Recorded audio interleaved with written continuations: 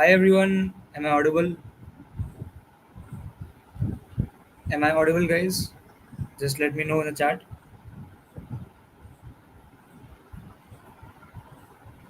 Are you guys able to hear me? Hello, hello, hello, hello. Okay, Pradeep is saying yes. All right. So, hi everyone, welcome to the PCD for today's Leetcode Weekly Contest 451, and we'll discuss the problems A to D. All of them we'll discuss. So, before we get started, I will tell you about TLE's self-paced courses. Okay, so if you are someone who is stuck at like solving only one or two problems in CP contests, then these courses are for you. We have broken down CP into four structured levels. So whether you are just starting out or already solving three problems or two problems in per contest, there's a level for you. You will learn most relevant CP concepts through recorded video lectures by educators which are like very experienced, followed by carefully curated practice problems and which have hints also if you want them.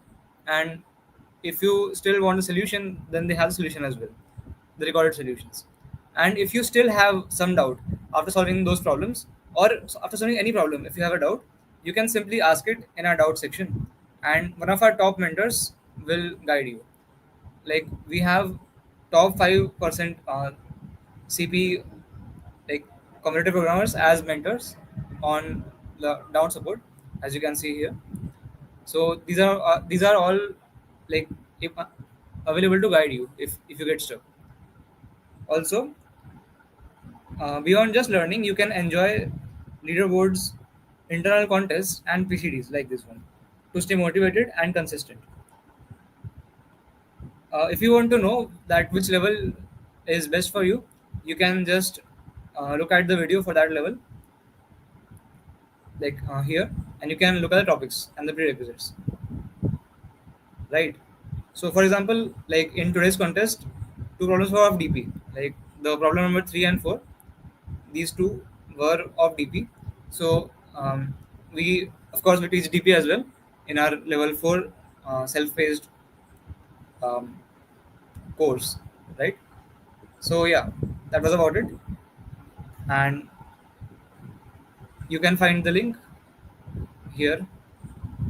All right. So let's start with the PCD now. So the first problem today was this one. It was called find minimum log transportation cost. You are given integers n, m, and k. There are two logs of length n and m units which need to be transported in three trucks, where each truck can carry one log with length at most k units. You may cut the logs into smaller pieces, where the cost of cutting a log of length x into logs of length len1 and len2 is their product, right? Such that their sum is equal to x. So if you have a length x log, then you can cut it into L1 and L2, such that the sum is equal to x, of course, and the cost will be their product. Like I don't know what is the sense of this, but it is defined like that. Return the minimum total cost to distribute the logs onto the trucks. If the logs don't need to be cut, the total cost is zero. Okay, so we basically have two logs. That is, logs means stick of wood, right? So we have two logs of length m and n. This is length and this is length m, and you can cut them. So you have three trucks. You have three trucks, and you want to transport them in these trucks. But it is given that each truck can transport only one log, and with length at most k units. So the capacity of each truck is k, and only one log. Like, you cannot do something like cut this into two different logs and transport both on the same truck. You cannot transport multiple logs on the same truck. Okay, so you have two logs initially of length n and m, and you can cut any of them. And the cost of cutting is like if you cut suppose this n length into L1 and L2, then the sum should be equal to n obviously, and the cost is defined as the product. So you have to determine the minimum total cost that you need to incur to like transport these logs on these trucks. So first of all, the thing is that if this K is large enough, if the capacity of this truck is large enough, then we can just transport them by not cutting. Like if K is more than both N and M, like K is greater than equal to N and K is greater than equal to M. If sorry, if this is the case, then the cost is equal to zero. Right? This is pretty obvious. And otherwise, actually they have given us in the problem, it is guaranteed that it is always possible to transport the logs. Like they have guaranteed that it is always possible to transport the logs. Right? So we can assume that it is possible. So first of all, if K is big enough, that is it is both greater than N and M, then the cost will be zero. But what if it is not greater than both of them? Let's say if K is less than N and K is less than M also, then this is not possible, because in this case, like you cannot transport both of these logs inside the trucks. Like you have only two logs and you have three trucks, but since their size is too large, both sides are too large, therefore you cannot transport both of them in these trucks. And also you have only three trucks. So if you cut both of them into two parts, like you have to cut both of them, right? So if you do that, then you will end up with four pieces. But you cannot transport four pieces on three trucks, so therefore it is not possible. So they will never give this input. Like this is not possible,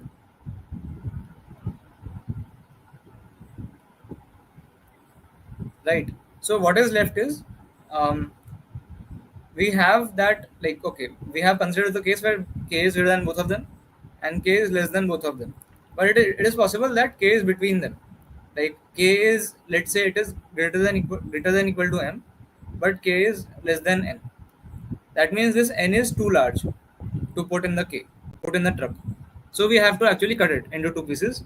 Like we don't need to cut this M, we'll just keep it in one truck, but we'll cut this N. Okay, so we'll cut this N into L1 and L2, and we need to minimize the value of L1 into L2. So we have this condition that N is equal to L1 plus L2, and we have to minimize the value of L1 into L2. So this just seems like simple 11th class physics problem or maths problem. So like if you have this condition, then you can put this here. Like I'll put the value of L2 as N minus L1. So this will become L1 into N minus L1, right? And we have to minimize this. We have to choose the length such that this is minimized. So like if you try to make the plot of this, how will it look like on a graph? Like if I plot the this graph, then on L1 equal to 0, like this is L1 and this is Y, or this is basically cost. So the graph will look like this, right? This is equal to N and this is equal to 0. So basically, if you want the minimum cost, then you need to ensure that, like, either you are here or here. Like the closer you are to N by 2, like this is N by 2, right? This is N by 2. So the closer you are to N by 2, the more cost it will be, right? So you need to be as far from it as possible. Like if you are choosing 1 point here, then you choose 1 point here also, of course, because the sum of L1 and L2 is N, right? So you need to choose 2 points which are as far as possible, right? But you also have this condition that your truck capacity cannot exceed K. Like you cannot put more than K size logs in your truck. So that means that you can at most choose this K. Like this value that you are choosing cannot be more than K. So in the best case, you can choose K and N minus K as your L1 and L2. right? And this will give your minimum possible value, minimum product. So finally, your cost will be L1 into L2, which is k into n minus k,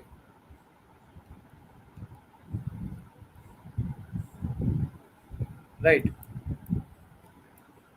So the answer is k into n minus k if n is greater than k, and if both are less than equal to k, then the answer is 0, right?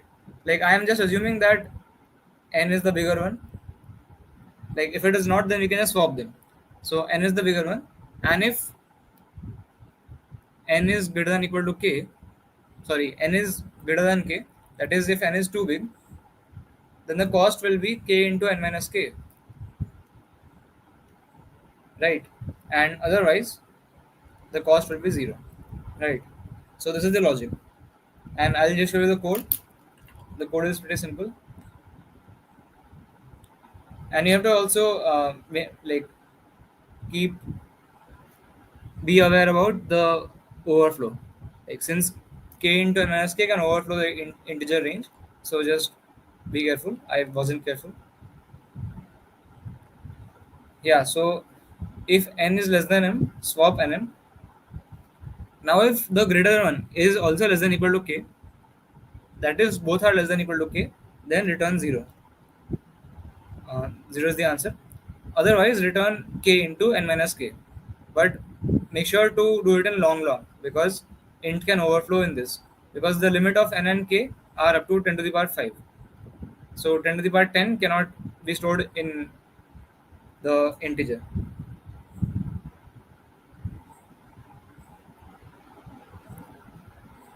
Uh, it's Rio Live. Did you join from the beginning? If you did not, if you did not join from the beginning, I think you should just rewind the live stream, or maybe watch the live stream after it is over.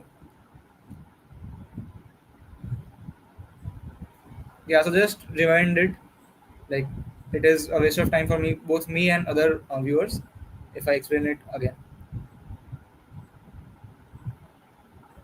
All right. So any doubt, anyone, other than this? Like the main thing here was, if you have L1 and L2, like the sum of length is n, and you have to minimize the product. So in that case, you will choose the points which are as far as possible.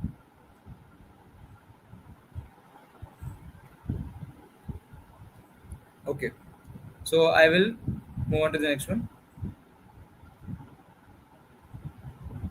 Resulting string after addition removals.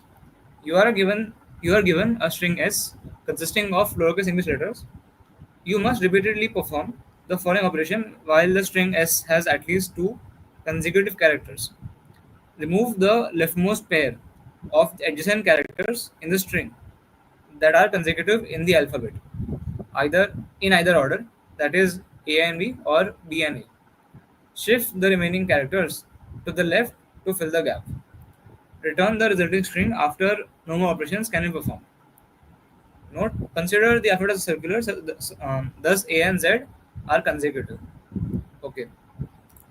So the problem says that you have a string, right? You have a string S, and you want to delete characters from this, right? And what you can do is you can delete adjacent consecutive characters. What does this mean? Adjacent means that in this string they have to be side by side, right? And consecutive means in the alphabet they have to be consecutive, like A or B, A and B, B and A, or E and F, or even Z and A is defined to be consecutive in this problem, right? So any pair of adjacent consecutive characters you have to remove, like you can remove.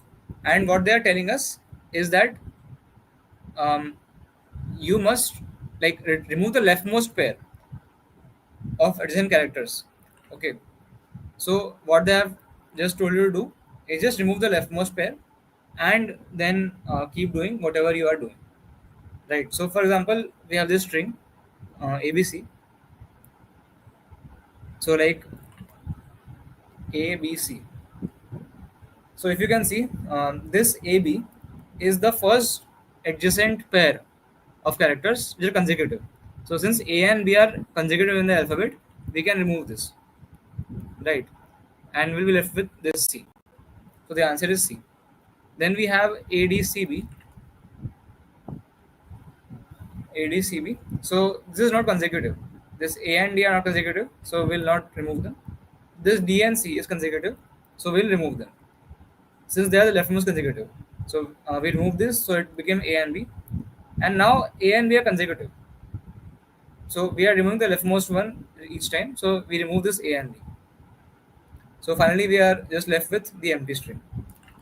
Right. So the output is the empty string. And this is ZADB. So ZADB. So since A and Z are consecutive by definition, we'll remove them and the answer is DB. Right. Yes, Wish, you are correct. So yeah, what actually can we do? So like in this, the algorithm is pretty simple, right? They have given us the algorithm. Like we don't need to think about it. We have to do what they have said. But the thing is that the constraints are up to 10 to the power 5. So we cannot actually do it in O of n square. Like if you just take the string, like this is one approach.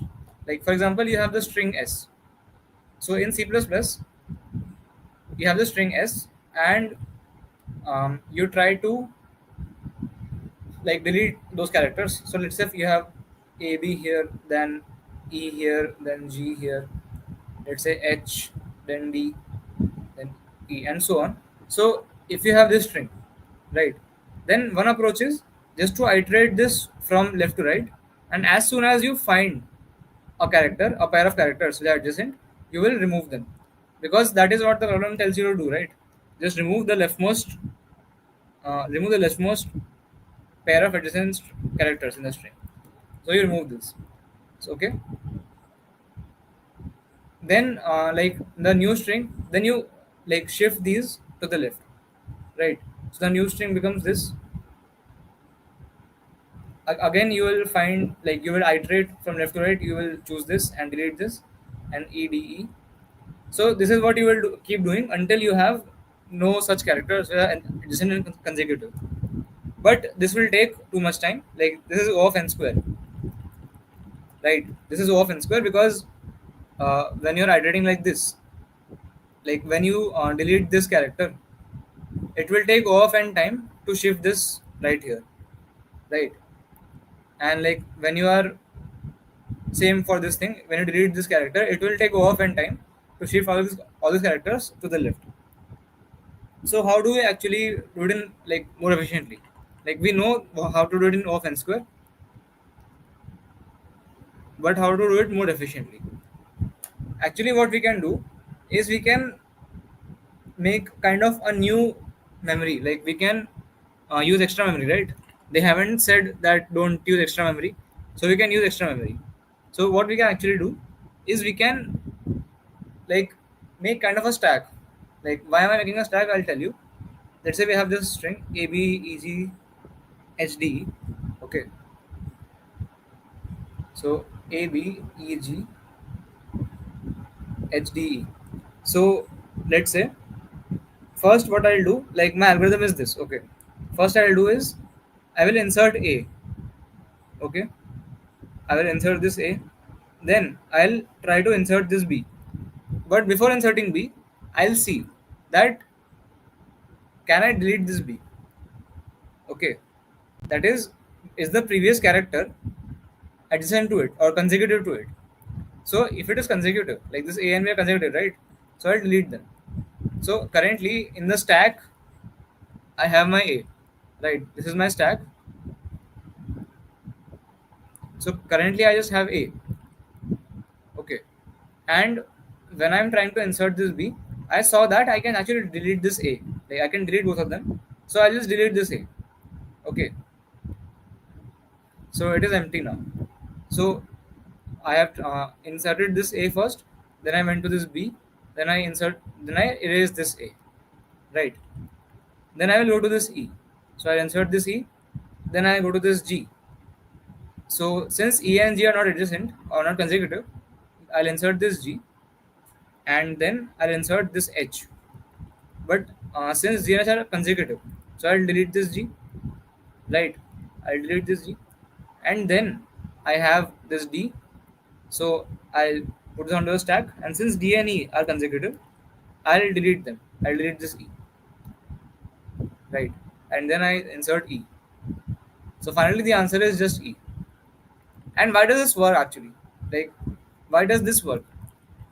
Simply, you can see that, like, just observe one thing. Um, that when you are doing like this, like let's say you delete this A and B. So um,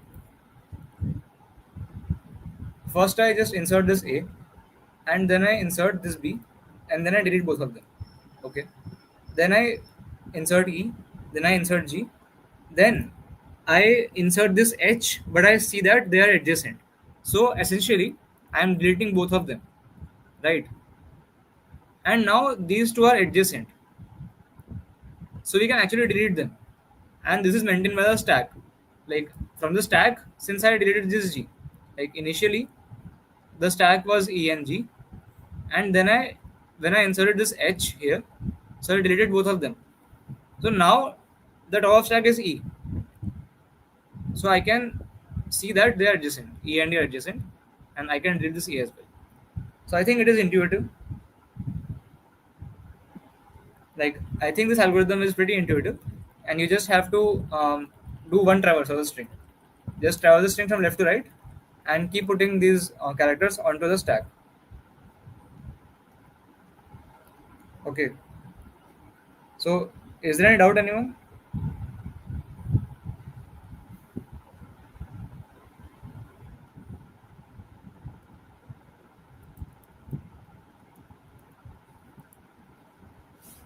Okay.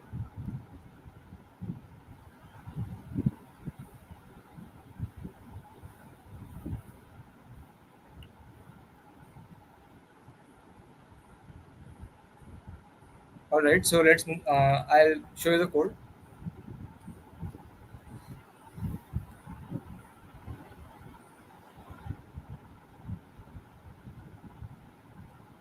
So the code is this. Um, we have the stack of characters. For int I equal to 0, I less than I plus plus. Now, if the top of stack is adjacent to s of I, right? If s of I and top of stack are adjacent, that is their difference is equal to 1. Or since a and z are also adjacent, their difference can also be like 25 as well, right? So if the difference is 25 or the difference is 1, then they're adjacent, they're consecutive, right? So I can pop the stack, and otherwise I will push the character onto the stack. And finally, whatever is the string in that stack, that is the answer. But we have to return a string, not a stack. So I'll just empty out the whole stack into my string. So string answer, while str size, I'll do answer pushback str top and str pop.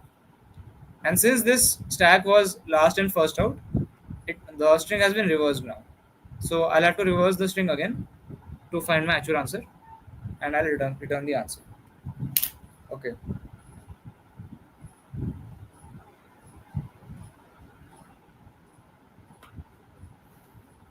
Okay. So I think this the code should be clear, and I'll. Tanuj says I use prefix string and check the last character of prefix string and current character to meet the condition. Yes, you used a prefix string. I used a prefix tag.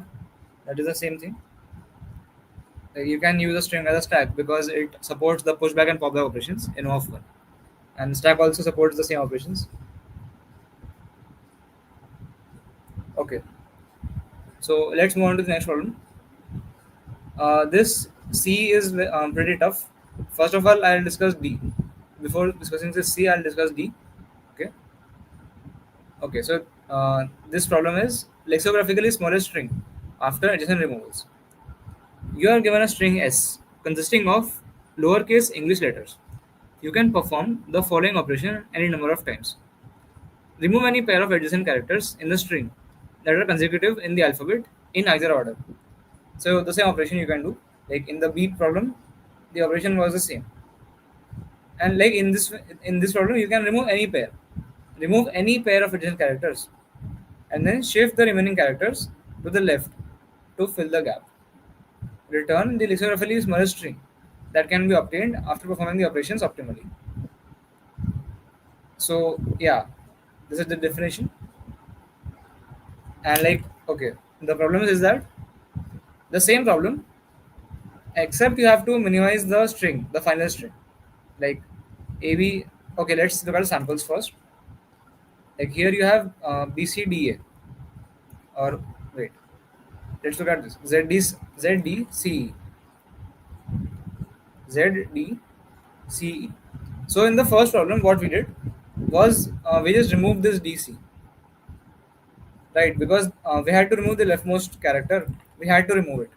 So it becomes ZE, and that this is the answer. Like if this test case was in the previous problem, then Z is the answer. But actually, in this problem, we have to ensure that the final string is minimized lexicographically. So one option is that we delete this DC, right?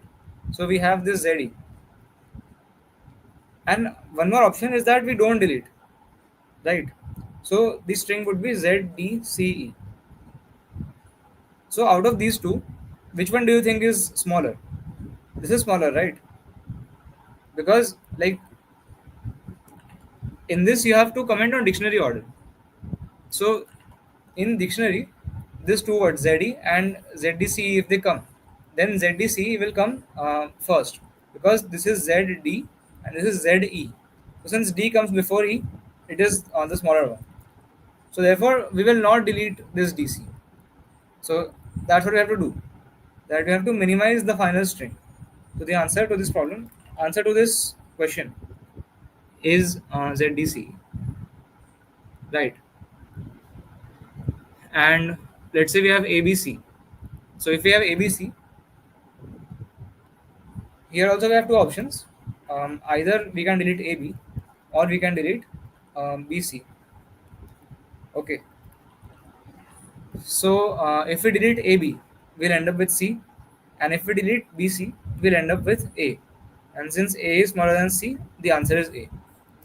And similarly in BCDA, we can just delete the entire string, and that is the smallest string. Okay.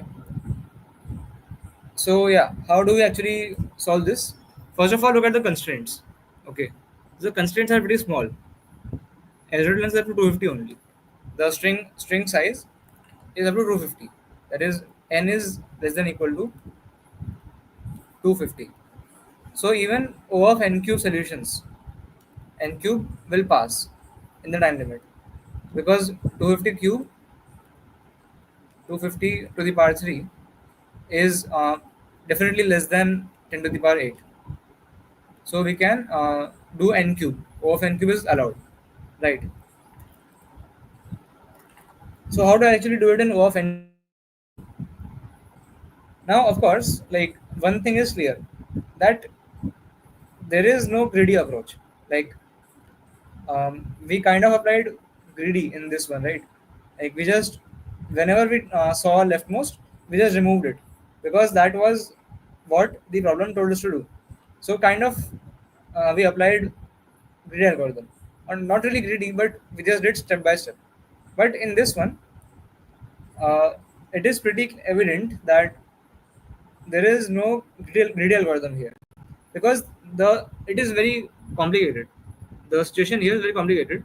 Like for example, if you consider this string A B E G H D E, so initially this E and D were not adjacent, right? But when I delete this GH, then they become adjacent, right? and then we can delete them as well. So this is pretty complicated to think about. Like we can do these operations, and we have to minimize the final string. So I actually cannot see any greedy approach here. So let us try to move one step ahead and think about how do I solve this recursively. Like, can I solve it recursively? That is using a DP.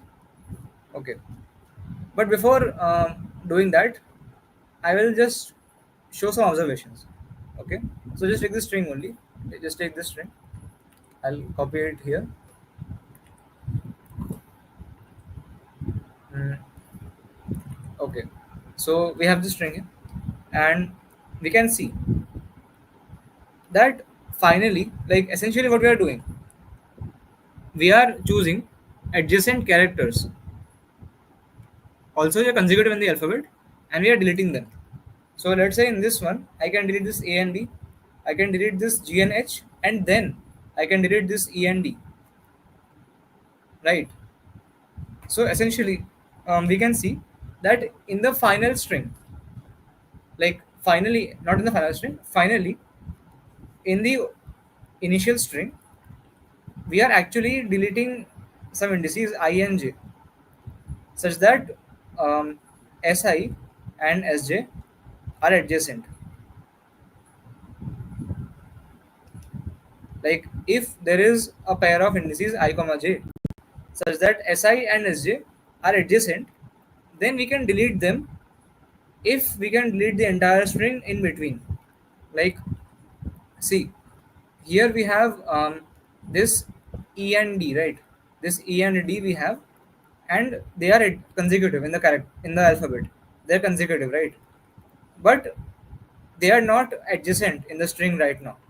So if we are able to delete this entire string in between, okay, so if we are able to delete this entire string in between, then we'll be able to delete these two as well. Is this clear? That if we have two indices I and j, and Si and Sj are adjacent, or if they are like consecutive in the alphabet, then we can delete them if and only if we can delete the entire string from I plus 1 to j minus 1. So here we can delete these two if only we can delete the entire string in between. Like if it is possible to delete the entire string. And what do I mean by if it is possible? Like it might not be possible, right? Let's say we have A, B, D, B. So here we have this A and B pair. This A and B pair is consecutive, right? But we can never delete them because we can never delete this B and D. We can never delete this B and D, so we cannot delete this A and B as well. So if it is possible to delete the entire string in between, then we can delete these two characters also, right? So this is clear, I think. Now, how to actually, like, what do we do with this information? We can actually just try to figure out that which substrings are possible to delete in the given string. Like in this case, it is possible to delete this substring A comma B. It is possible to delete this D comma E as well. Then we can delete G comma H as well. We can delete this entire string also, uh, E G H D, because we can delete first G H and then we can delete E D. So this is also possible. Also, it is possible to delete this entire string of 6 length, because we can first delete this entire string and we can delete this entire string, right? So like out of all of the NC2 substrings, like if the string's length is n, if the length of string is n, then out of all the NC2 substrings that are possible, or what is happening? Wait.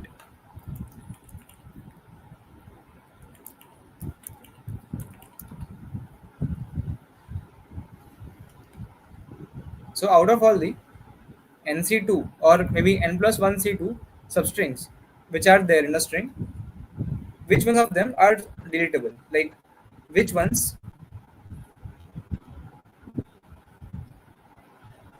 can we delete? Which ones can we delete? Like, let us try to calculate that. Okay, like for every index I comma j, we'll try to figure out that can we delete the string from I to j. Is it deletable? Is this string deletable? Right. But how do I actually figure this out? That is this string from I to j deletable? We can do that recursively. Like what I just told you. I told you that we can delete index I and index j. Like we can delete si and sj if in between we can delete I plus 1 to j minus 1. Right. So basically, this Sij is deletable. Like for example, if I have something like A, D, E, B, C, and Z, right? So I want to figure out that can I delete this entire string, or basically this is a substring. Okay, this is a substring, and we have to figure out that can we delete it. So if we can delete the this portion right here, like this is index I, this is index j. So if we can delete this I plus 1 to j minus 1, and if I and j are adjacent, then definitely it is possible to delete, right? So s of I to j is deletable. But there is one more case. There is one more case that maybe we can delete this s of ij in two parts. Like either this is possible that we delete this first and last character. Like first we delete the inner portion right here, and then we delete this first and last character. That is one way that it is deletable. But another way is that it can be like a combination of two deletable objects. Like for example, we have, let's say, A C D B, and we have X Z A and Y. Okay, so here we have this entire substring. This is index I, this is index j, right? So since this portion is deletable, because we can first delete this cd and then we delete this ab, so this is deletable, and this portion is also deletable. This we can delete za first and then xy. So since both of these are deletable, then obviously I can delete the entire I to j also, right? So basically, if I want to figure out that is I to j deletable, we can simply check all of the parts that we can break it into.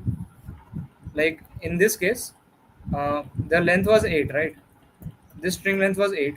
So we could check if is this deletable and is this deletable. Then we'll check if is this deletable and is this deletable, and so on. So if at any point both are deletable like this, then we can say that this s of I to j is deletable, right?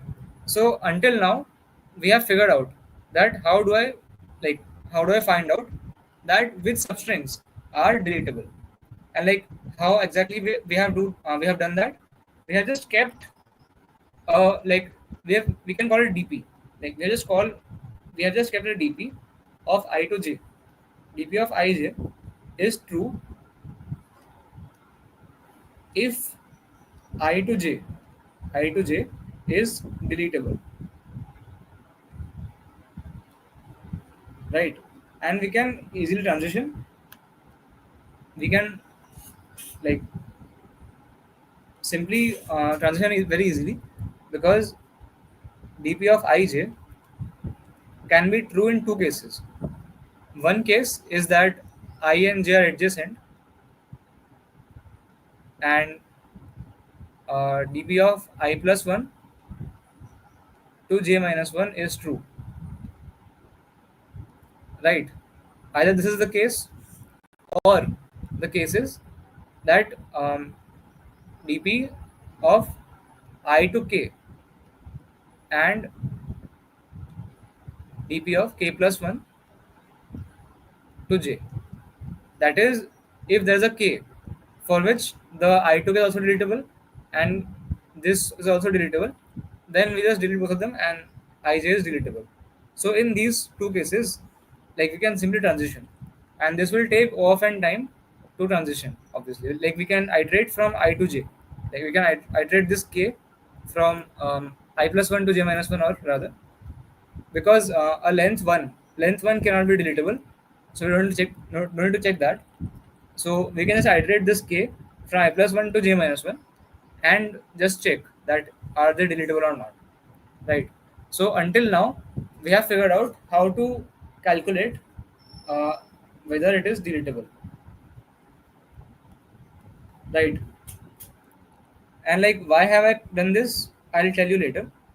But first of all, I need to ensure that this is clear. So I'll show the code also for this.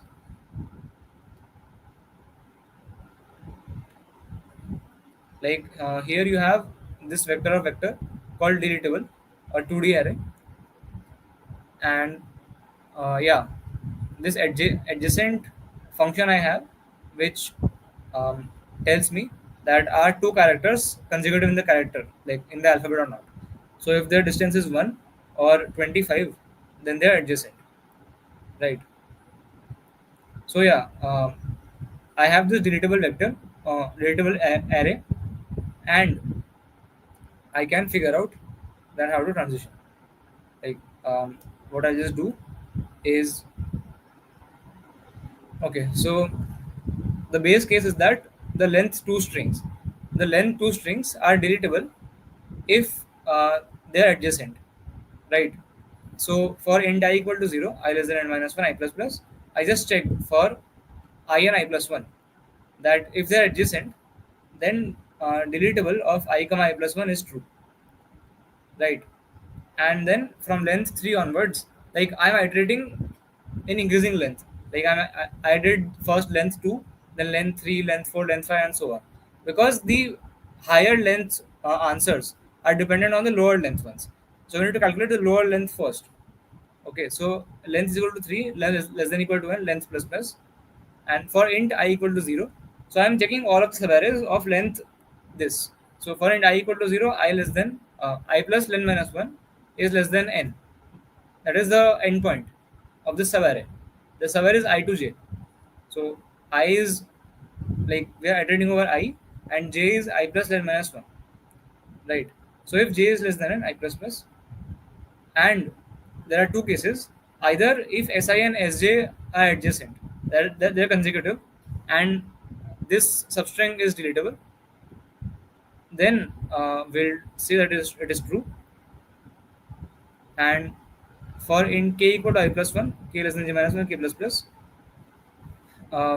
if I to k is deletable and k plus 1 to j is deletable, then also I'll do this as true and will break.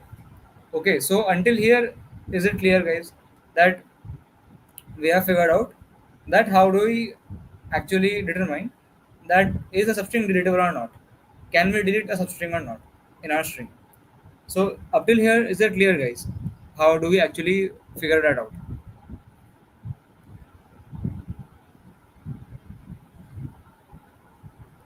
Just tell me this.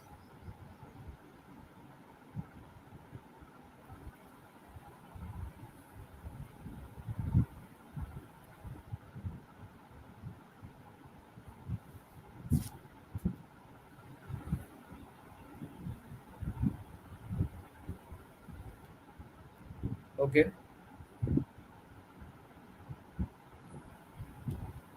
Can't we use simple two loops for I and j? No, actually, the thing is, okay, wait. Since the DP, like basically our DP of IJ, DP of IJ depends on the DP of I plus 1 to j minus 1, right? So you would have to actually ensure that this is already calculated before you go to this. So like let's say you're iterating from I equal to 0 to n minus 1 and j equal to I to n minus 1. Then let's say for example you reach at I equal to 4 and j equal to 5, suppose you reach. Okay. So this DP requires the value of um, okay, let's say you reach I equal to 4 and j equal to 7. So this DP value requires the value of DP 5 comma 6, right? But you have not already reached there yet. You have not reached there yet because you are iterating from I equal to 0 to n minus 1. So since you are currently only at I equal to 4, you don't have the value of I equal to 5 right now. So you cannot do this. So you have to ensure that the smaller length are computed before the larger length. So you have to compute in the order of length. Okay. Anyways, so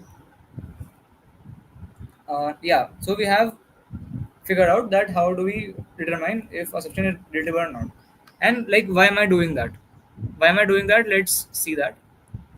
So like okay, we have to figure out that given the string s,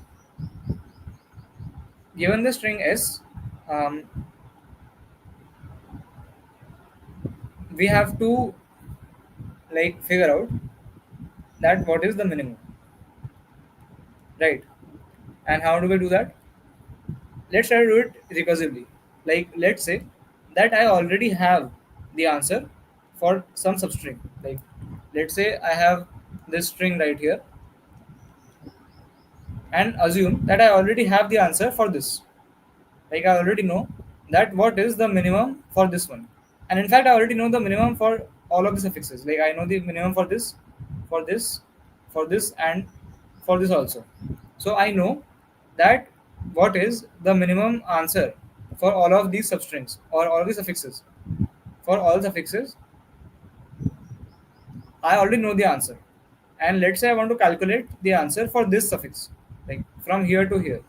Okay, so basically if I'm at the index I and I already know all the answers from I plus 1 to n minus 1, then I can calculate the answer for I also. Okay, and how can you do that? See, there are two cases. Okay, like if you consider this substring I or this is a suffix from I, then either you delete I using some j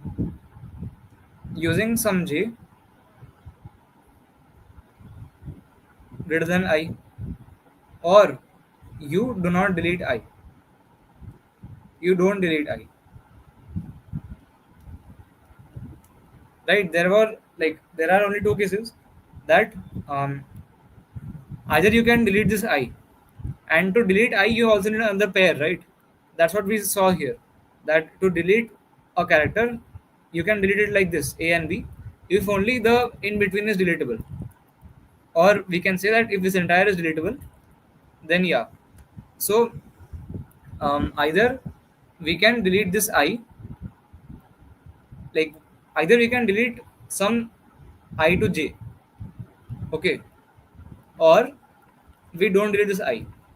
There are only two cases. Okay, so just check for both the cases that what is the answer.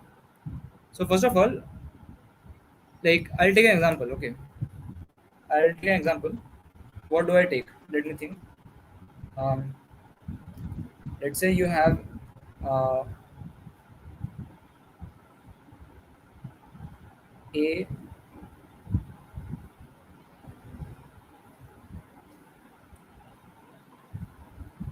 a b c b f g, and let's say you have h also. Okay, so currently you know the answer for all of these. Like you know the answer for this substring, you know the answer for this one as well. You know the answer for this, for this, for this, and for this. Let's say you know all of the answers, and you want to calculate the answer to this, right? So in your final string, in your final answer, either this A must have been deleted, or it hasn't been deleted, right? Only two cases. So if it has been deleted, or okay, let's first think about it has not been deleted. So A is not deleted.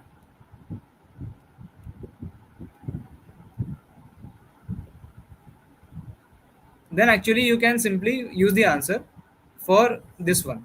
Like, if a is not deleted, then of course your answer will look like a and then something, and you need to minimize this entire thing. You need to minimize this. So of course this a will be constant in all of those possible strings. So you need to minimize this thing. You need to minimize this thing, and this is what? This is just the answer to this I plus 1. Like, whatever is the minimum string I can get from here, that is the answer to here. Like, if I know that the answer to this is what? Let's think about this. What is the answer to this? Like, what is the answer to this? Um, the answer to this, like, I think we can simply delete this G and H, right? And the answer is BCBF, right? So we know the answer for this suffix. The answer is BCBF. So obviously the answer for this would be ABCBF. Like, if we were not to delete this A, right? And if we were to delete this A is deleted.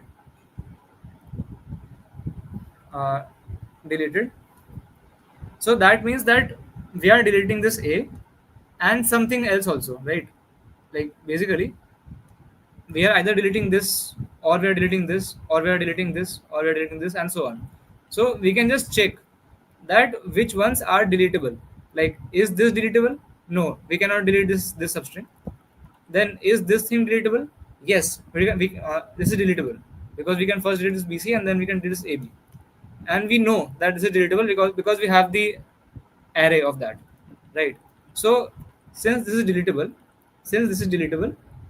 um, one possible answer is the answer for this suffix, right? Like, we can simply delete this A and these 4 characters, and the answer would be just the answer to the suffix. So whatever that is, that it is just FG, right? The answer for this is FG. So okay, since this was deletable, this entire thing was deletable, so we have deleted this. All right. Then we'll check further. Is this deletable? No, it is not deletable. Is this deletable? It is. So um, yes, it is deletable. So we can simply delete this entire thing, and the answer is H. So the answer to this case is H. So right now we have 3 possibilities. Like, either if we don't delete A, we have A, B, C, B, F for the answer. Or if we delete these 4 characters, then the answer is FG, right? The answer to this. And if we delete these 6 characters, then the answer is H. So out of all of these three, this one, and this one, the minimum one is A, B, C, B, F, right?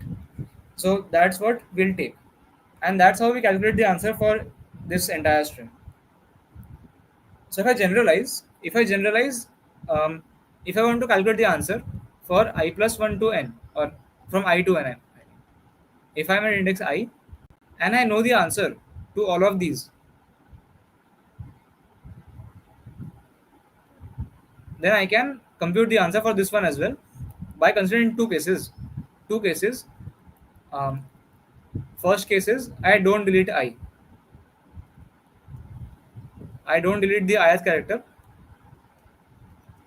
Then the answer would be, like, my dp of I would be this character s of I. Like, I'll just append this character onto the beginning of the answer of I plus 1. Right? That's what we did here. Like, the answer for this thing was BCBF. So we just appended A before BCBF, and that's what we did here. So SI plus DP of I plus 1. If we don't delete this I. Or the other option is we delete some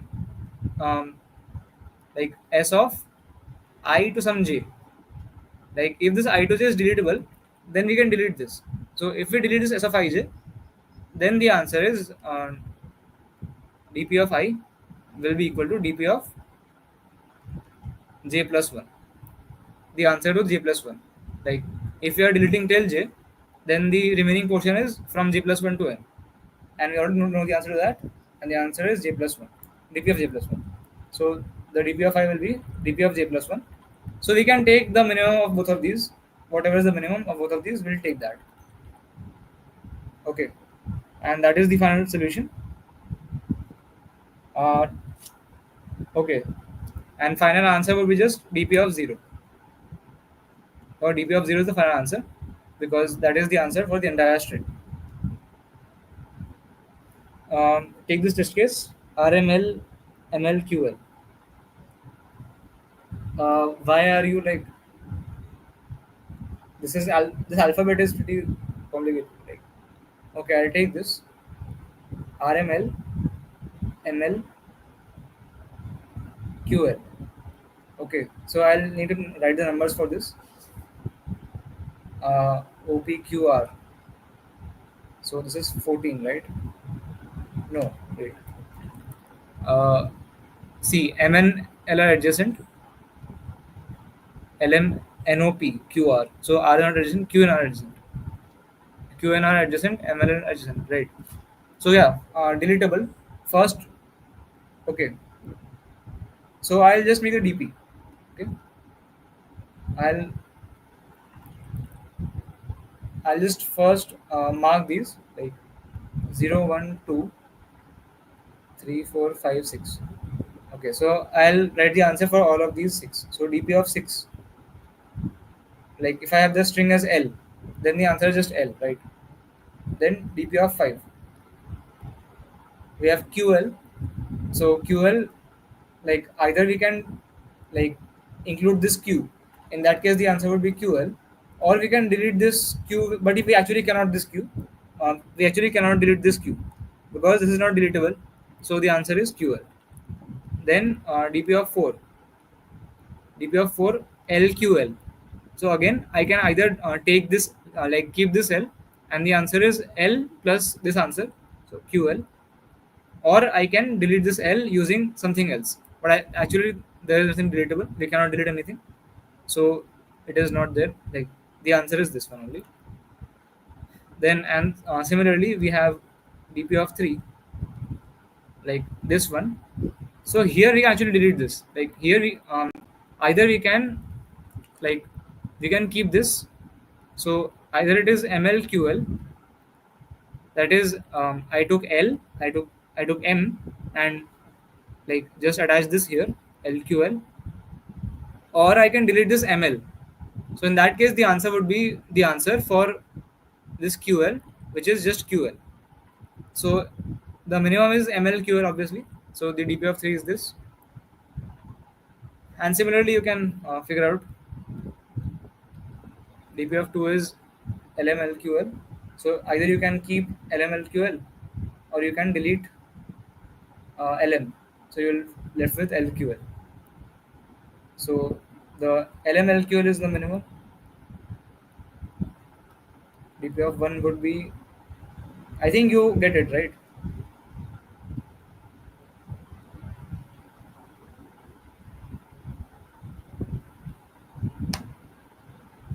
You can simply find out the DP value for all of these, and your answer would be DP of 0.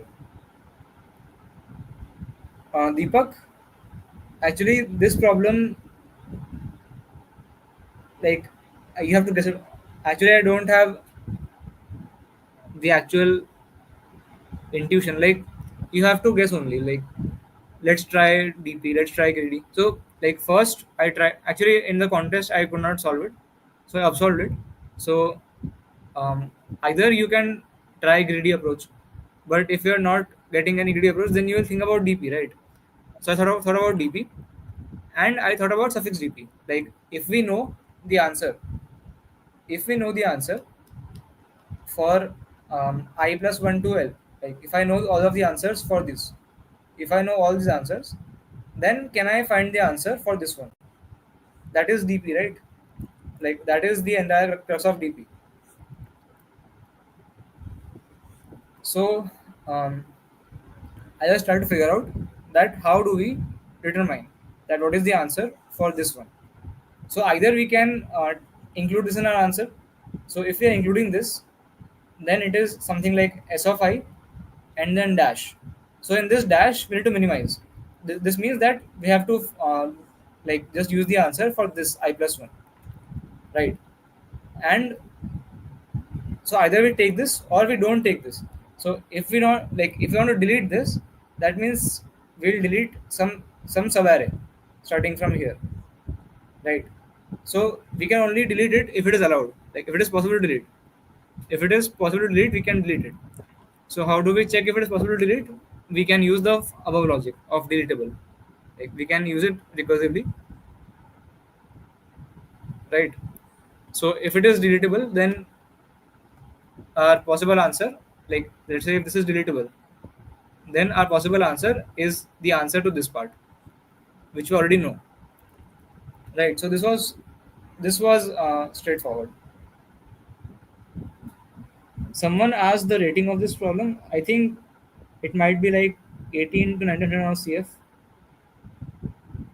around I think 1900. You can say.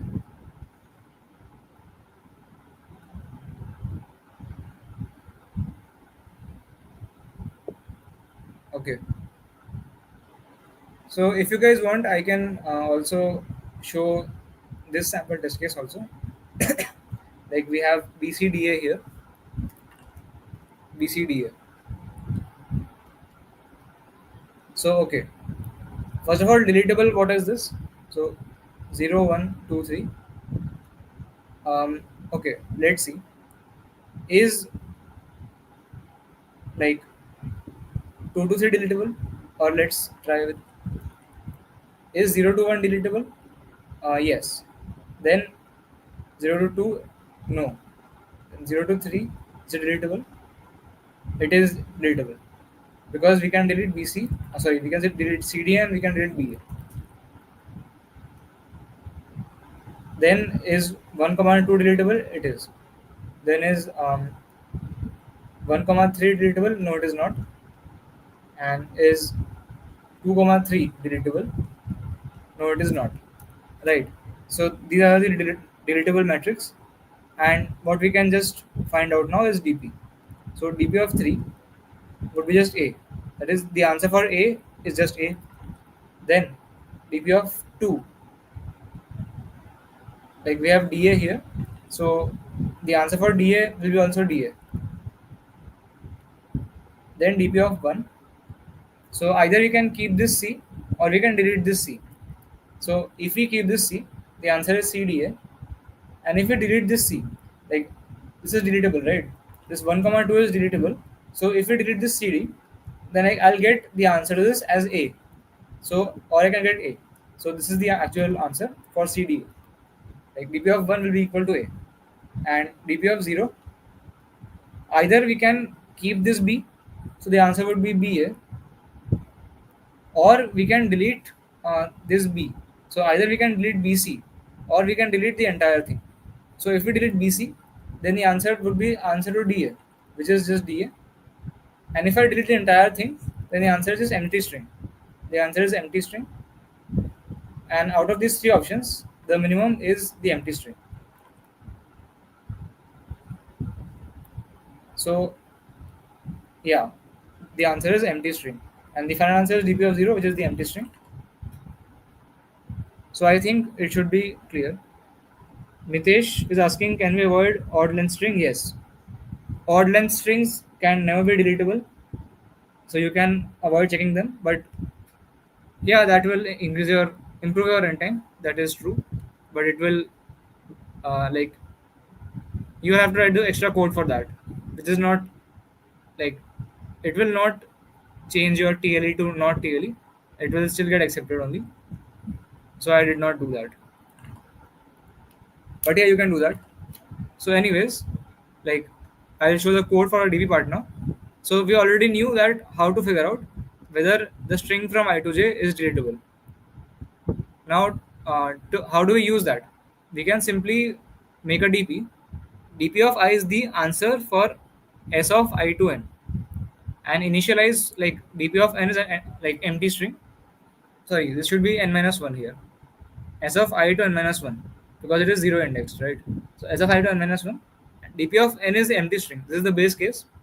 And for int I equal to n minus 1, I greater than equal to 0, I minus minus, either we can take the ith character. So in that case, the answer would be s of I plus dp of I plus 1. Or we can delete the ith character, like we can delete the entire I to jth, like ith to jth. So j equal to I plus 1, j less than and j plus plus. So if it is deletable, like if from I to j, if it is deletable, then we can consider the dp of j plus 1 also as a possible answer.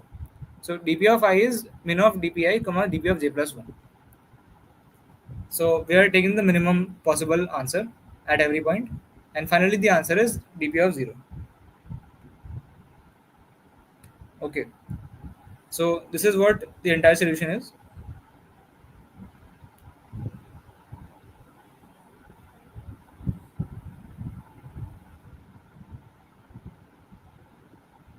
So does anyone have any doubt in like any particular part?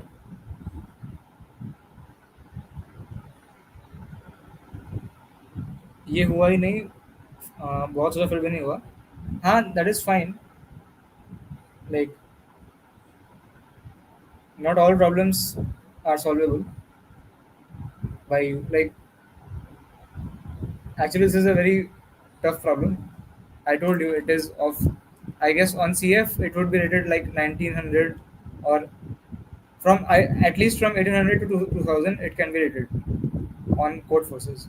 So if you are comfortable in solving these rating of problems, then only I would recommend you to take stress upon it. Like if you are anyways not able to do these problems, then it is given that you won't be able to solve it.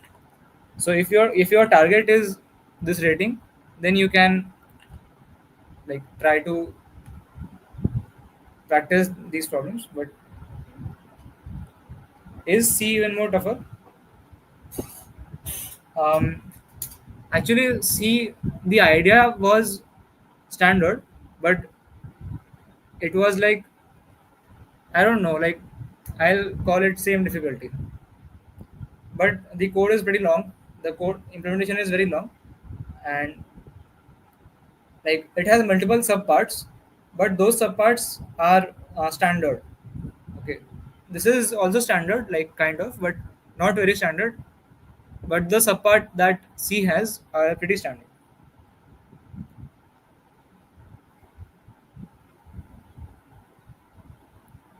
Anyways, B की rating, B क्या था भाई? This is like easy. I this problem will not appear on CF. That's for sure, because there is no logic here. It is just implementation. But if it appears, then probably around 1000. Like actually, don't take my word for that, because below 1400 to me, everything seems the same. Like all the problems below 1400, they all seem the same to me. So don't take my word for this. But yeah, so this was D, and I hope you don't have any doubt. I waited too long for this, so I'll move to this C now.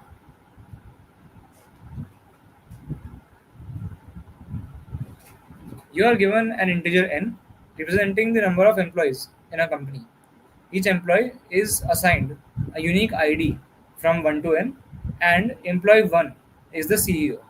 You are given two one-based integer arrays, present and future, each of length n, where present I represents the current price at which the ith employee can buy a stock today, and future I is the price at which the ith employee can sell the stock tomorrow. Somehow they know that what is the price tomorrow. Okay, so we have a stock market here, like, and the employees can buy and sell stocks. So they will buy some stocks today and sell those stocks tomorrow. So present I is the current price, and future I is the price at which he can sell the stock tomorrow. The company's hierarchy is represented by a 2D integer array. So they have given us this hierarchy, which is a tree. Okay. So this is a tree problem. So if you don't have knowledge of trees and DFS and DP on trees, then just skip this problem for now. Just come back to it after you have learned about uh, trees. Okay. So they have given us this tree. Additionally, you have an integer budget representing the total funds available for investment. However, the company has a discount policy.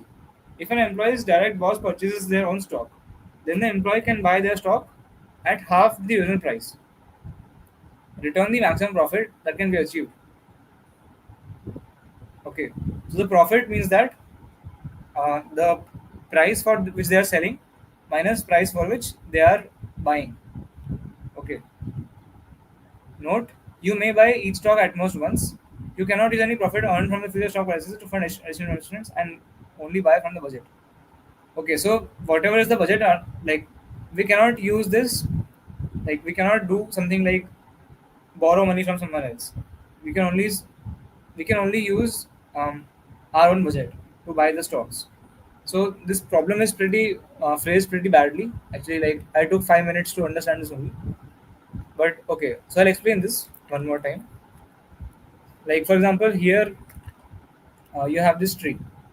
Like let's say 1, 2, 3,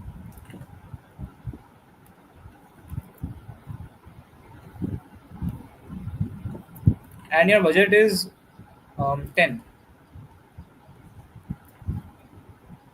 Okay, and the price for selling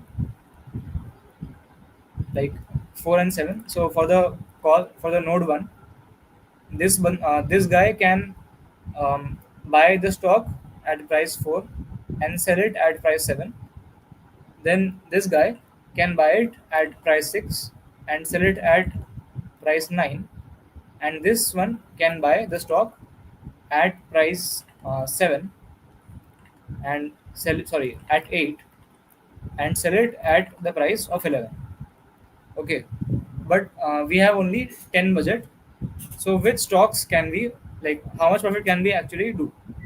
Okay, so for, and also it is given that if the parent buys the stock, then the child's cost to buy the stock will get half.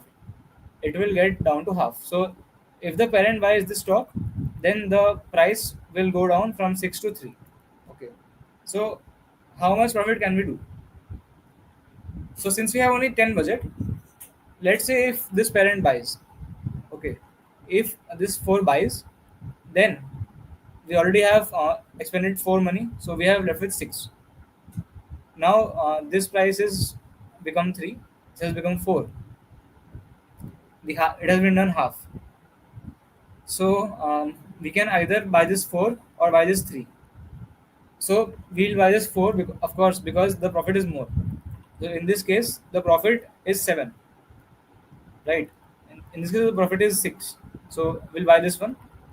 So essentially, we have expended like 4 plus 4 is equal to 8, and our income is 7 and 11, so which is 18. So 18 minus 8, which is 10. So 10 is our profit. And is the answer 10? Yes, the answer is 10. So this is the maximum that you can do. Okay.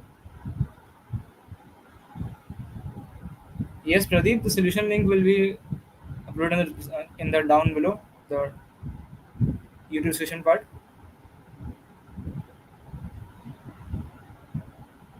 All the 4 solutions will be uploaded. The link will be uploaded. Anyways, yeah, so the answer for the test case is 10, like this. Like you can just buy at this node and you can buy at this node, right? And your profit will be 10. Okay. So the problem, this was the problem. And how do we actually approach this? So actually, high level overview of the problem like if we think about it at a high level, like simply we have some nodes. The problem is that we have some hierarchy of nodes, and each node each node can either buy or sell. Sorry, each node can either buy their stock or not buy their stock. right? And buying costs money. So if a node V wants to buy, then the cost they'll have to pay is current of V, assuming that their parent hasn't bought. Like if their parent has bought, then they have to pay current V by 2, and if their parent hasn't bought, then they have to pay current V, right? And what they will get, like they will get a future V, like the next day you will get future V amount of money back, right? So the profit would be just the future V minus current V, or current V by 2, depending upon the parent, right? And the current, like whatever you buy, whatever you buy, the sum of that, like the sum of those prices should not exceed B. Like the uh, sum of prices should be less than equal to B, or the budget, and we have to maximize final profit,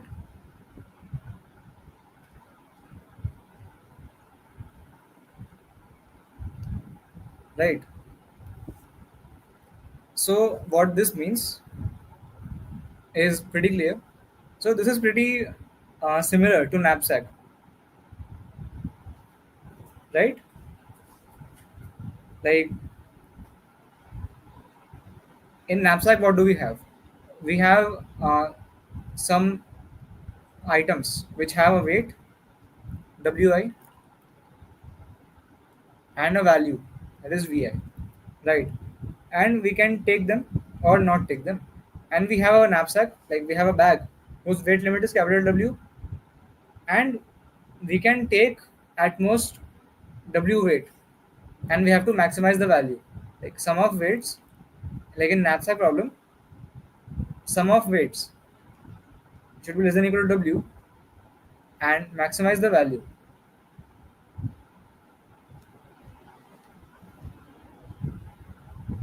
right?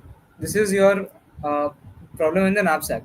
So in this also, the sum of the prices has to be less than equal to the budget, and you have to maximize the final profit. So this is kind of similar to knapsack, but in this one, like in this, there's one more condition, that if your parent buys, then your price will become half, right? That is fine. So if your parent buys, your price will become half. So now, like, how do we actually solve this variation of knapsack? So this is basically knapsack only, but on steroids. Okay, there are more conditions and there are more complications, right? So how do I actually find out the answer? First of all, notice that the constraints are very low. The constraints are like n up to 160, and this is also 160. The other also 160. So you can do it in something like n cube, or like nb square or something. So I did it in nb square. Like in knapsack also we do it in n into w, right? N into weight. So in this case, the b is the weight. So I did it in nb square, because this one is actually more complicated than knapsack. So I did it in nb square. So that will pass, no problem. But yeah, how do I actually solve this? Let us think about that. Like okay, on trees. So when you are dealing with trees, when you're dealing with trees, mostly there's only one approach to solve the trees problem, that is using the subtree answer. Like recursively, if you solve, then you will get the answer easily. Like, basically, if I want the answer for this entire tree, for the entire tree, if I want the answer, okay, then if I have the answer to this subtree already, if I have the answer to subtree already, then figure out we can somehow try to figure out the answer to this entire tree. Okay, but how do we actually do that? So there are two things that we need to like figure out. Two things. The one thing is that what should we store?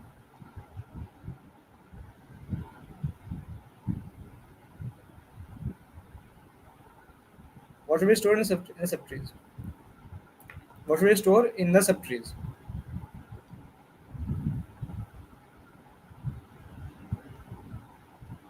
And the second question is that how to combine, like how to use the answer,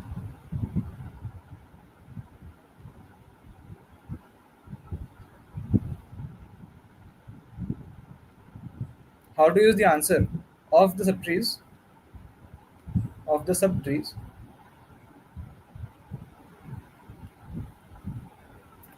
to find the answer of the entire tree. Right. So our idea is pretty clear that we'll just find the answer for this subtree. And by answer, I don't mean the maximum profit. I mean like we need to store much more things than just the maximum profit. Okay. So we'll figure out that what should we store in order to figure out that what is our answer for this entire tree. Like what all information do we need from these subtrees in order to figure out that what is the answer for the entire subtree. Okay, so I'll just store the information for these subtrees and I'll try to combine them and find the answer for this subtree, like the entire tree. So, okay, how do we do that? So basically, we need to calculate the maximum profit, right? We need to calculate maximum profit, maximum profit for um, cost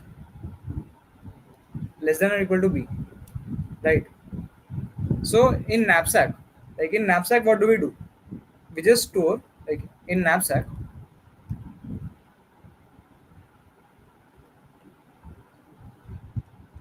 In knapsack, what do we do? We store. Um, what do we store? That, like we store in dp of ij, or in dp of I. We store in dp of I that maximum value we can get we can get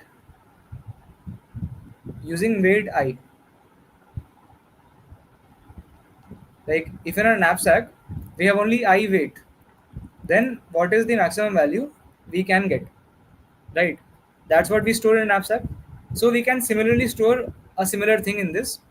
We can actually store the maximum profit, like, or actually what I'm storing is in this problem.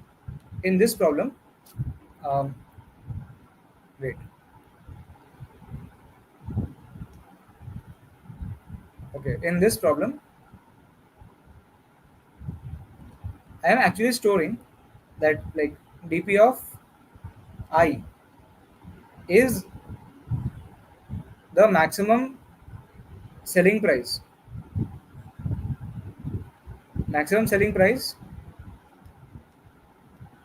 I can get I can get if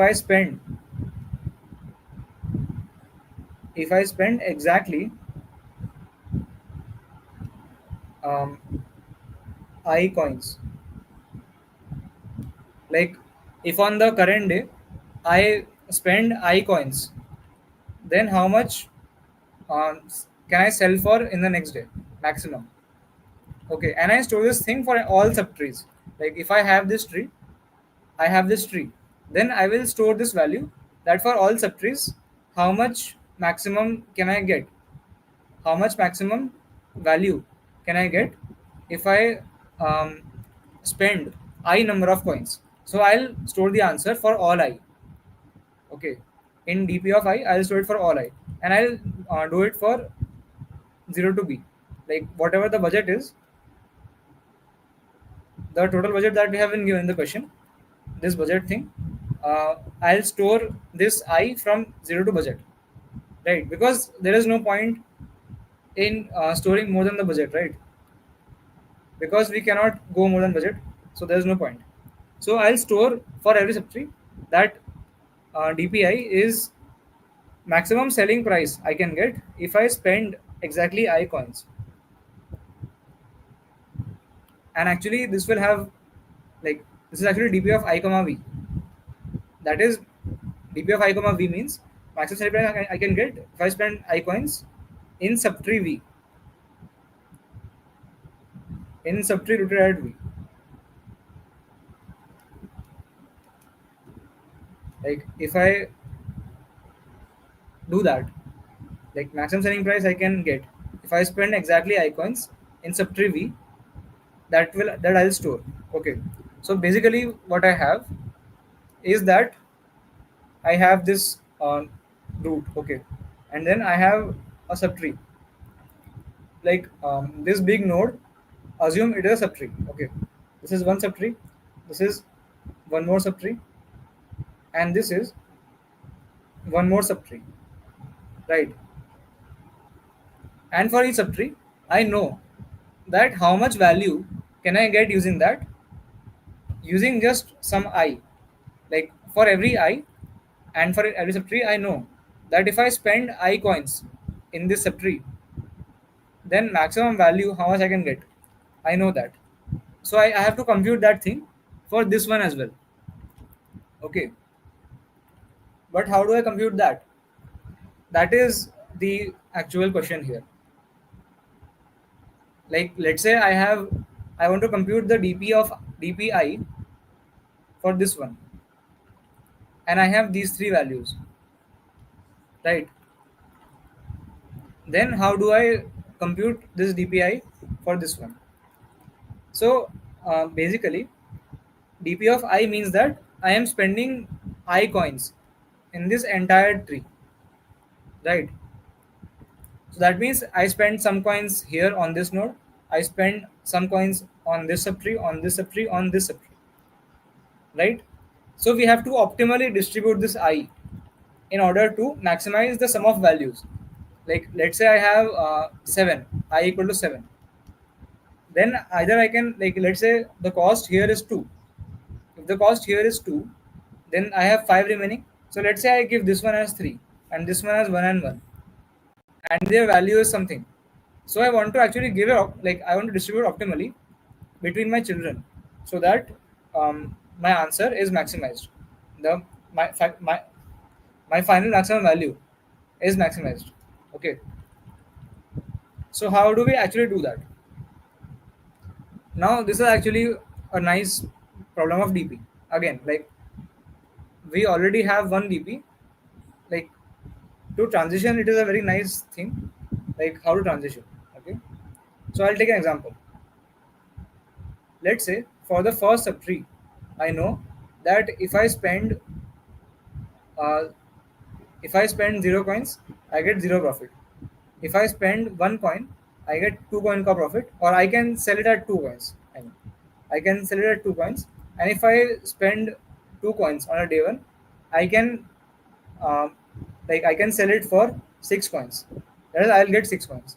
Then for subtree two, the second subtree, I know that if I spend um, let's say I spend 0, 1, and 2. If I spend 0, I'll get 0.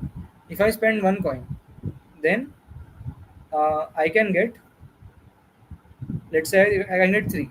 And let's say if I spend 2 coins, I can get maybe 3 as well. Okay. And for the third case, if I spend mm, like 0 coins, I'll get 0. If I spend 1 coins, I'll get 1. And if I spend 2 coins, I'll get 2. Okay. Or maybe I can get 7 or something. Okay. So now we have to figure out a way to distribute coins optimally. Okay. So like basically our aim is to create this new array for the entire tree. For the entire tree to create this new array. Now just assume for now that we are not buying this. Okay. Assume that we are not buying this node for at all. Okay. So 0 1 and 2. So basically this 0 1 and 2 represents that if we spend zero coins in this entire thing, then how much can we make? So if we spend zero in the entire thing, that means uh, we are spending 0 0 0. So the answer is just zero. And if we spend one, then the maximum value is like either we can spend one in this one, or we can spend one in this, or we can spend one in this. So the maximum value we can get is 3 if we spend one in this, and we can spend 0 0 in the other ones. So the answer is 3 to this. And if we spend 2, if we spend 2 coins in the entire tree, then either I can take this 6 7, or I can spend 2 coins on a single one. So I can either take 6 3 or 7, or I can spend one coin each. So I can do something like 2 and 3. So the optimal is to just give the third one both coins and take 7. So this is what I want to do. Like, this is what my final aim is, that given the subtree information, that in my subtree, if I am able to get maximum value using these coins as these, then how do I make this array? This is my aim. So how do I actually make this array? We can simply use dp. Okay, like how do we use dp? We can actually iterate over this entire thing. See, what I'll do is, like, the main idea here is that, like, you guys know that problem, right? There is this problem where you have a list of numbers, let's say, or I'll show it on CSS only.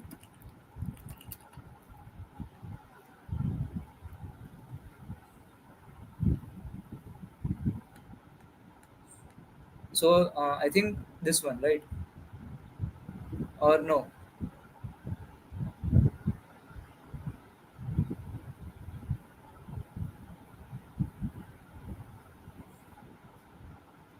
Actually, there is not on CSS. It is not on CSS. I'll tell you. Like, basically, um, the problem is that you have been given n values. Let's say a1, a2, a3, up to an. Okay, and their sum is equal to s. The summation of ai is given to be s.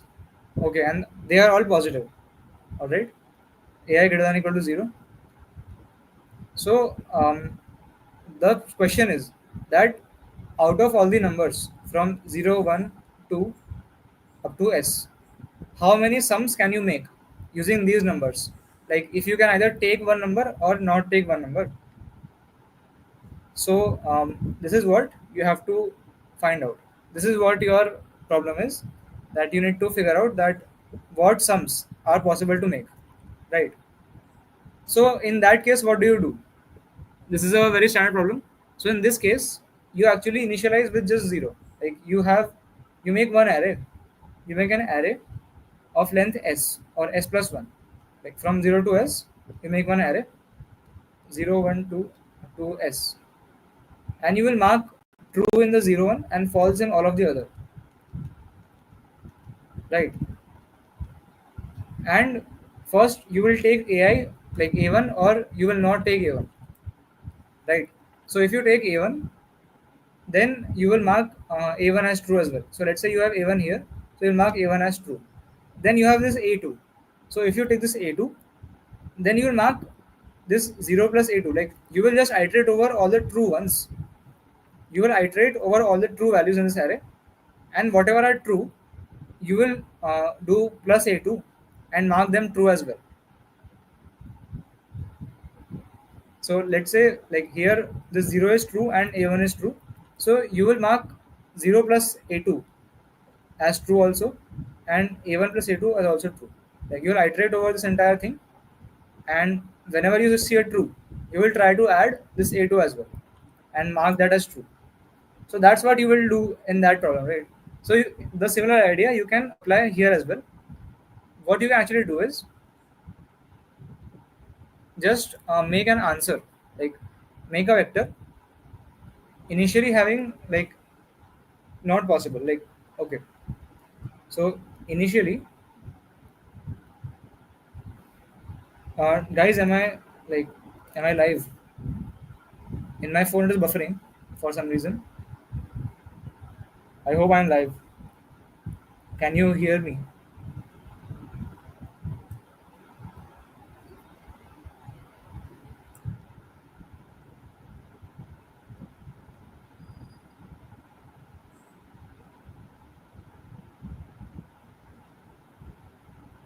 Okay.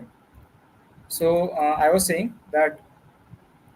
So let's say you want to figure out that for this entire big tree, how to figure out that um, how many, like what is the maximum value you can get corresponding to each possible budget. Like if you want to spend 0 coins, you will get 0 value. If you want to spend 1 coin, you can get 3 value, and if you want to spend 2 coins, you will get 7 value. Okay. So how do we actually calculate this using DP? So initially, what you will do is you will mark each of them as not possible. Like let's say you take minus infinity. Okay. Then what you will do? Like base cases, you will mark zero as true. Like you will just mark zero as zero. That means you can take exactly 0 coins to take, like you can spend 0 coins to get 0 value. Then you will iterate over these three arrays. Like first of all, like you will iterate over this array and also this thing. See, what you will try to do is first you will try to use this node or this subtree. Like first you will try to use subtree 1 to improve your answer. Okay. So initially your answer was 0, 1 and 2. Like 0 for 0 and other ones are not possible to take. Now if you try to improve your answer using this array, what do I mean by improve my answer? I mean that, for example, you know that using 0 coins you can achieve a profit of 0. So what you will do is you will iterate over this array. Okay. So in this, you know that you can make 0 with 0. Like if you spend 1 coin, sorry, 0 coin at this subarray or at this subtree, then you can get 0 value. So this will not change. Like what I am saying is, um, let's say you iterate over this array and also on this array. So what you will do is you will check all possible pairs essentially. Like what you are doing is, let's say you take an I from here. Like you spend I up till now, and here you spend j. So in total, you are spending I plus j, right? And the value that you are getting is what? See, let's say this is dp1, this is dp2, this is dp3, and this is just dp. This array is I'm naming. So let's say you iterate on this one and on this one. Like for int I equal to 0, I less than equal to budget I plus plus, and this is also for int j equal to 0, j less than equal to budget j plus plus. And currently you have I plus j. Like currently you are at I comma j in these arrays. So what you can say is, since you are about to give, like if after giving I to this subtree, and like after giving j to this subtree, you are able to get the value of dp of I, like dp1 of I, sorry, dp of I plus dp1 of j. This is the value that you can get. Like if you provide j coins to this one subtree and the rest I coins to the already existing thing. Like currently we have 0, right? So on 0 we can have this 0 value. So if your I is equal to 0, let's say I equal to 0 and j equal to um, let's say 1, then simply you can give 0 to the already existing one, and you can give 1 to the subtree of 1. So the total value that you will get is what? The total value that you will get is dp of 0 plus dp1 of 1. So that is 0 plus 2, which is equal to 2. So what we are doing is, like what I'm saying is, we can attain a value of 2. We can attain a value of 2 by spending 1 coin. Like since I spent 0 coins here, and I spend 1 coin in the subtree 1, hence I spend a total of 1 coin, and I can get a value of 2, right? So in my new array, either I can spend 0 coins and I get a value of 0, or I can spend 1 coin and get a value of 2. So I equal to 0, j equal to 1, or we can have I equal to 1, j equal to 0 also. So that will also give us 1 coin. But in this case, like j equal to 0, j equal to 0 means we give 0 coins to the first subtree. So that will have 0 value. And if we give 1 coin to this, it is not possible. So this is not possible, right? So the answer for 1 will be 2. Like if we just consider this first subtree, the answer is 2. Okay. And the second one, like if we try to give I equal to 0 and j equal to 2. So if I give j equal to 2, then I'll get 6 value from this one subtree, right? And 0 value from this one. So there's 0 to 6. So when I just consider the first subtree, I get this 0 to 6. 0, 2, and 6. Now let's consider the second value.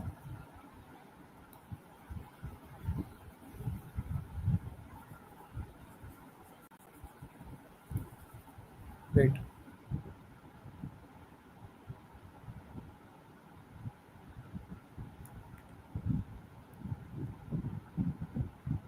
What is happening?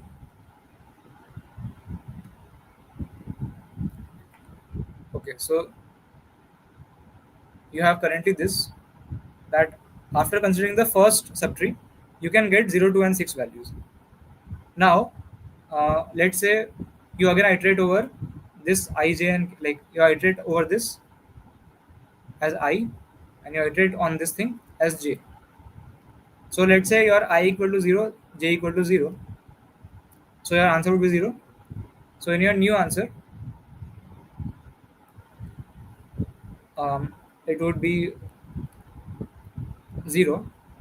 Then you consider I equal to 1, j equal to 0, and you consider j equal to, like I equal to 0, j equal to 1. So in that case, in this case, what you will do, in this case you will get 2 value from this one and 0 value from this one. So you will get 2 value in total. And in this case, you will get 0 value in this one and 3 value in this one. So you will get 3. So if you want to just spend 1 coin among these two subtrees, then you will get at max 3 value by spending this 1 coin here. Okay. And now let's consider two sum, that is I equal to 0, j equal to 2, or I equal to 1, j equal to 1, or I equal to 2, j equal to 0. So for this, what value you will get? For I equal to 0, you will get 0 value, j equal to 2, you will get 3 value. Then for I equal to 1, you will get 2 value, j equal to 1, you will get 3 value, so 5 is the answer. And for I equal to 2, you will get 6 value, and for j equal to 0, you will get 0 value. So the answer is 6, right?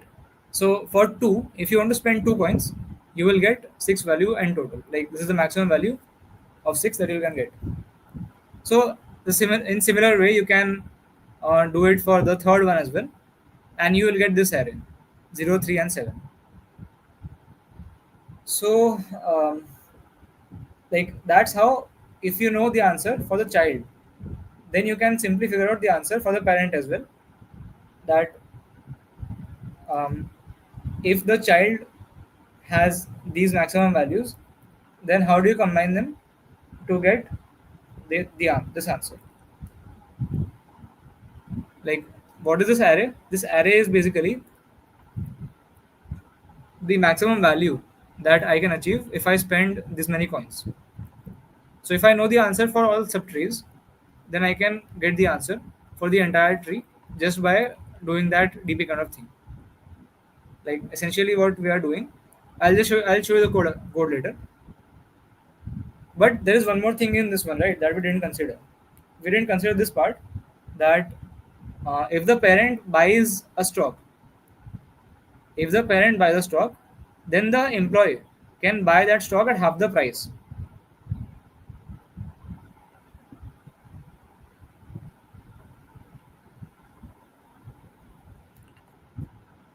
Okay, so what we didn't consider is that if the parent buys a stock, then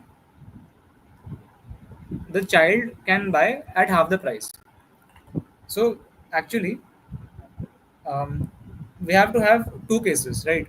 One case is that the parent buys the stock,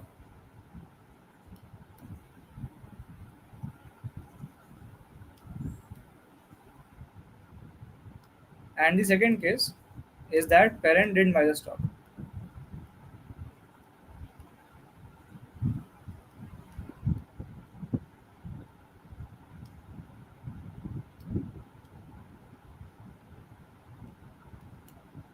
Okay, so it's like when you are trying to call the child, like let's say you are trying to find the answer for this entire tree, and you call the function for the subtree as well.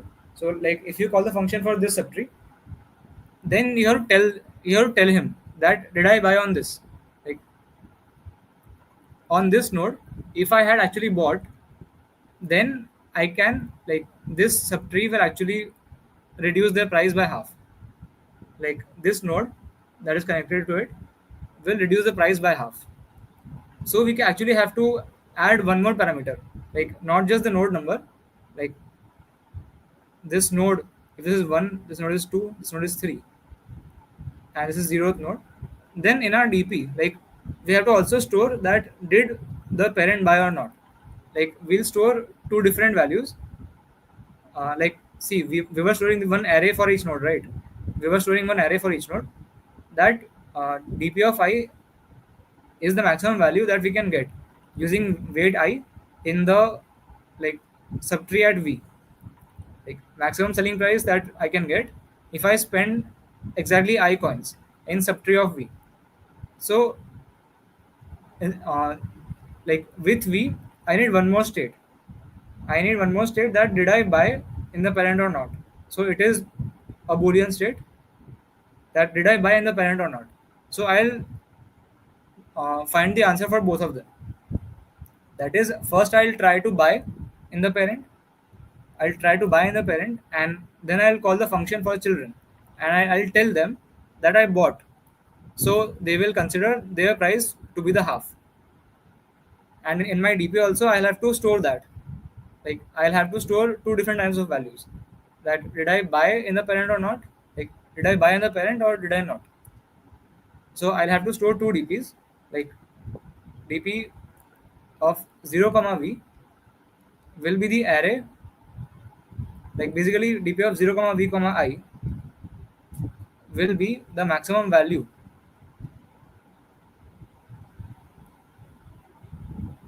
in subtree of V, in subtree of V, if parent of V, if parent of V didn't buy. And like using I coins,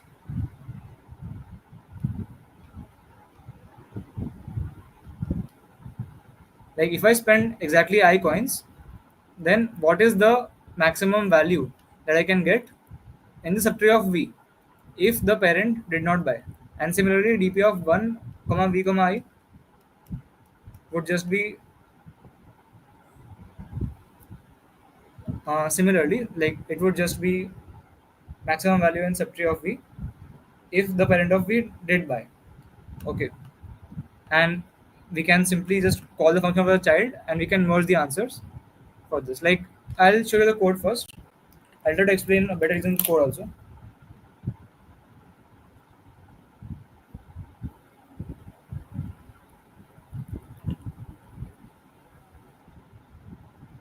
this code is a bit long. I'll copy it in VS Code.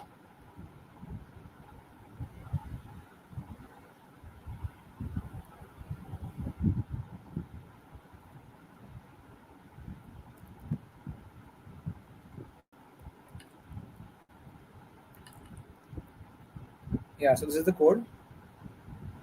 It is pretty long, as you can see. I'll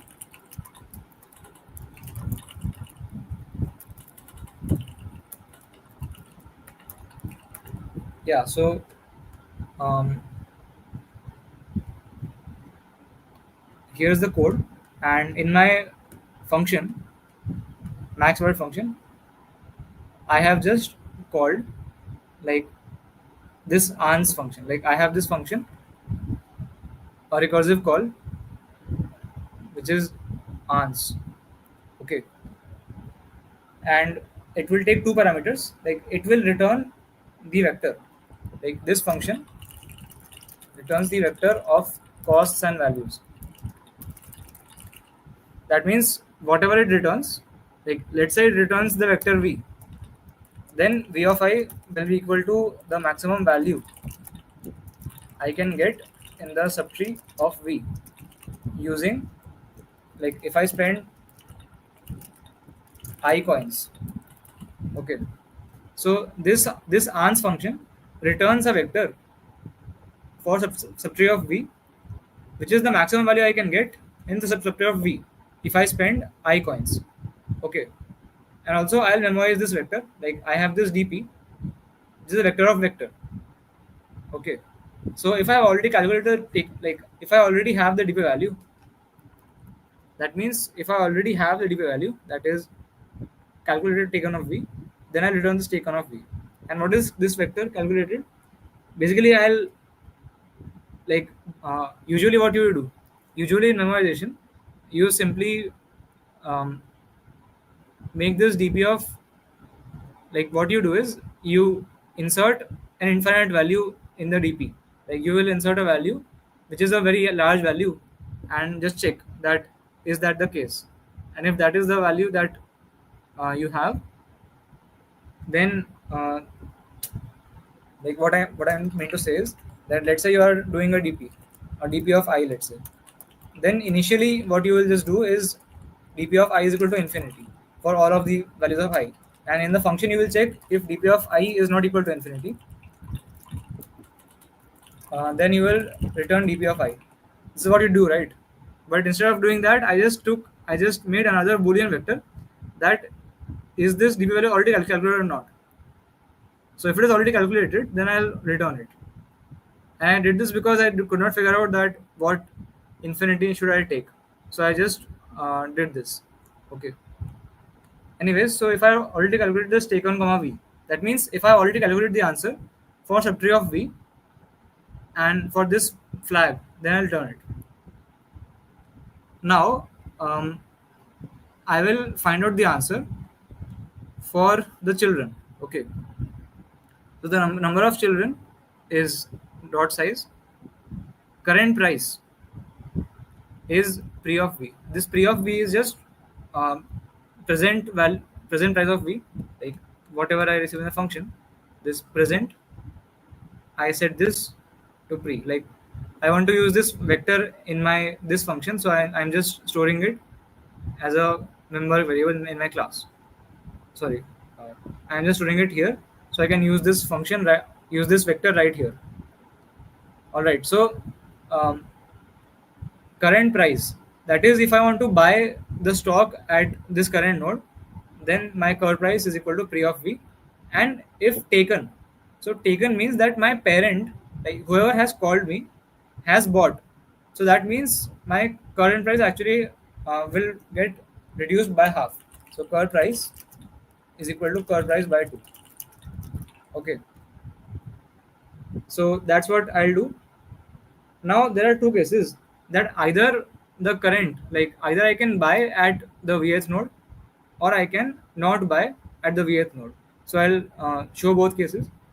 If I buy the current, like I can do that only if my current price is less than equal to the budget. This is the budget. So if my current price to buy at the vth node is less than equal to the budget, then I can buy. Okay. So first of all, what I'll do is first of all I'll calculate all child answers. Like I recursively call this answer for adjacent of v comma I.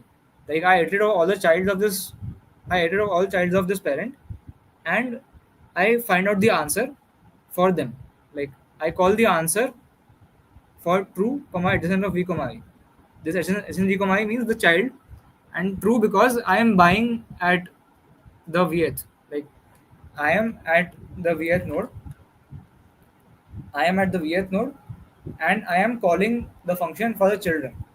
So let's say I'm calling for these three nodes, and if I'm buying this, then I have to pass true in it so that they can actually buy at half the price. So if I'm buying at v, I'll call the function for true and adjacent of v comma I. Now vector of int temp answer, like I'll return this thing. I mean, what I'm doing is for every value of budget, like for every value of I from 0 to budget, I am figuring out the maximum value that I can generate. Okay, so I'll return finally this temp answer. Okay, so first of all, base case is that since I'm buying this, right, I am buying this at this point. So if I spend current price, then I'll get the future of v amount of value. This future of v is this vector that they have passed. That is what is the cost of the stock tomorrow. So if I buy, like where is it?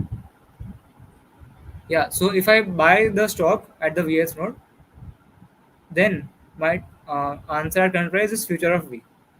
Now I'll iterate over all the childs. For int I equal to 0, I less than numchild I plus plus, and I will try to improve my answer using their answer. This child answer of I, I'll try to improve it. So for int j equal to 0, j less than budget, j plus plus.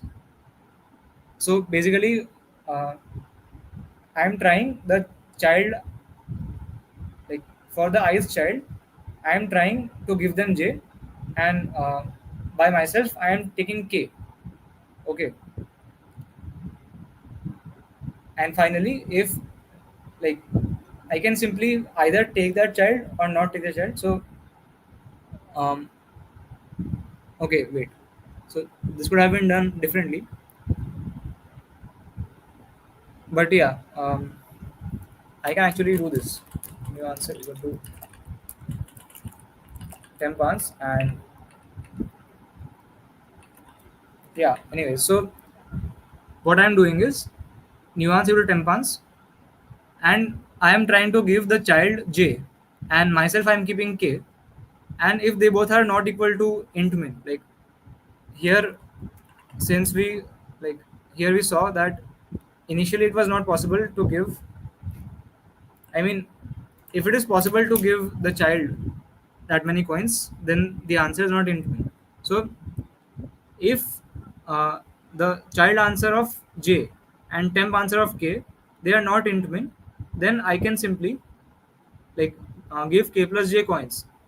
So my new answer of k plus j is equal to max new answer of k plus j, comma temp answer of k plus child answer of j. Like I am simply trying to give the child answer j coins, and temp, like currently I am taking k coins, and finally my new answer of k plus j, I can try to make it this temp answer of k plus child answer of j. See,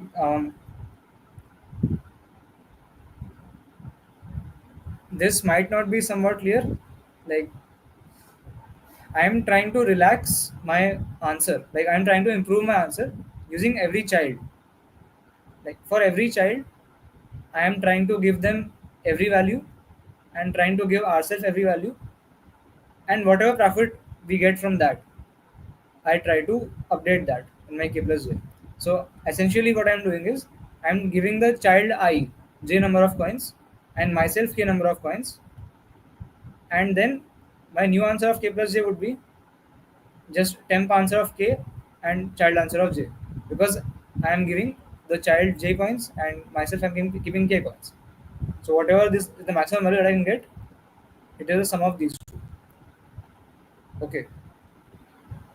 So like I iterate over every child, and like I try to relax my answer using that every child. So this new answer, I'll solve a temp answer. Like essentially what I'm doing is my temp answer is equal to new answer, right? And finally, um, yeah. So this is the first case. The first case was that this employee buys. Okay. So the current employee buys, then this is the case. I have this answer. But one more case that if I don't buy, if this doesn't buy, then again I'll call the answer for the children. But I'll call it using the false flag because I'm not buying. Okay. So I get the answer for all the children, and then again I'll try to merge them. So again I have temp answer here. So temp answer of I is max selling price if you spend exactly I in V subtree. So temp answer of 0 equal to 0, because if I can basically not buy this and I'll get 0 value, and all the others are int min because I possibly cannot spend 1 coin, for example. So temp answer of 1 is int min or minus infinity. Now again I try all the childs.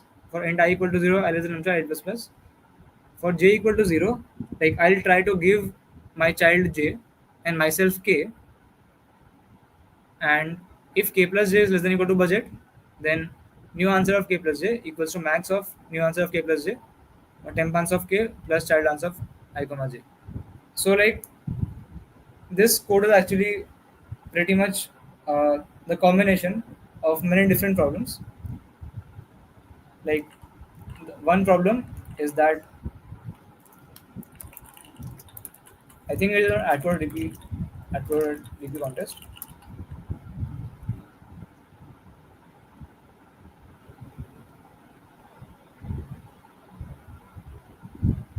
Um, wait, never. Okay, never mind. Like one problem was that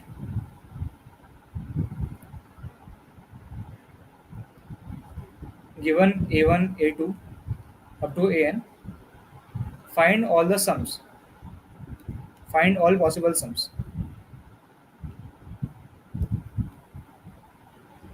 So this problem, if you have solved, then you can actually solve this one as well. Like this problem was very dependent.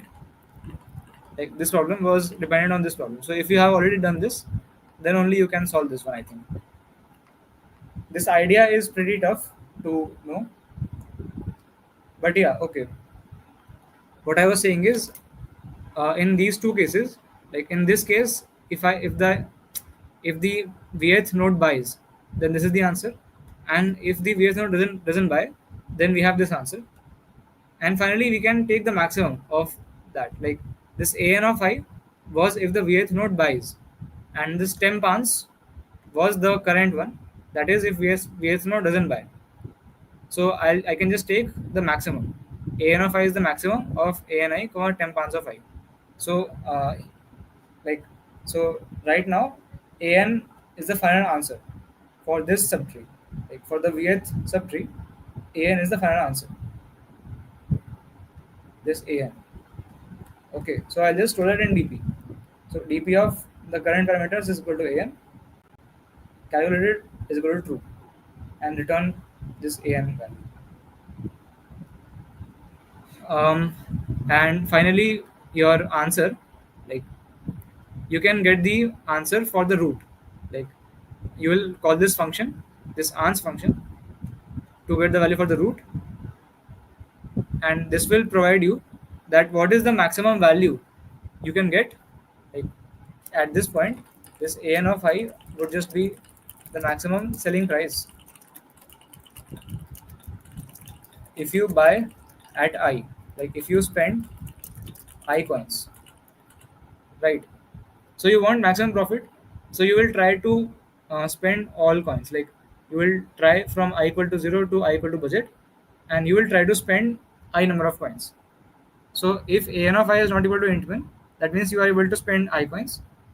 So your profit is what? If you spend I coins and you gained an of I, then your profit is an of I minus I. So you will take the maximum with the answer. and finally you will return the answer. This is your final answer. That you will simply call this function, this big function, for the root, and you will get that what different values of profit you can, like what different values of selling price you can get if you spend I coins using this. Right. And finally, this is the answer. And just to show you that this passes, I'll uh, submit this as well.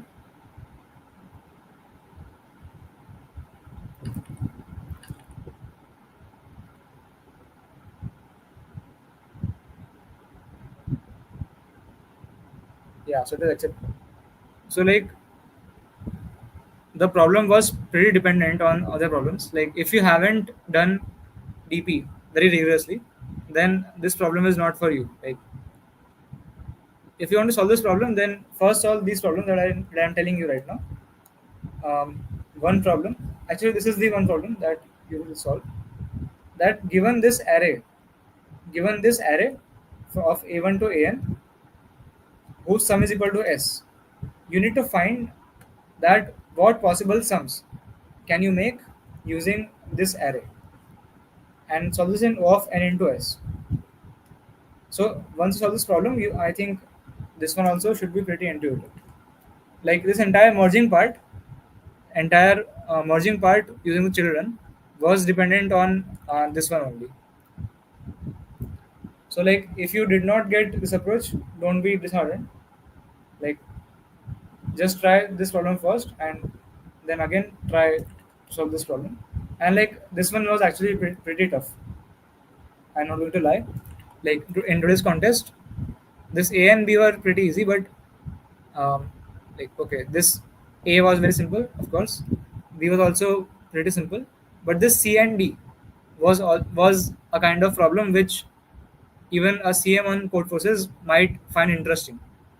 Okay, so don't be disheartened if you did not get, and just try to solve these problems that I'm telling you before solving this one. Okay, and like I think, yeah, that's all I wanted to say. And if you like, if there's anyone of you who tried to understand and like who did not get a certain part of it, like is there anyone who did not get some a particular part of it, then you can ask it out right now.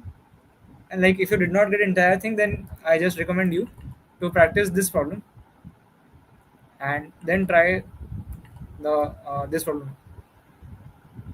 Like then try this problem and then look at the recording if you did not get.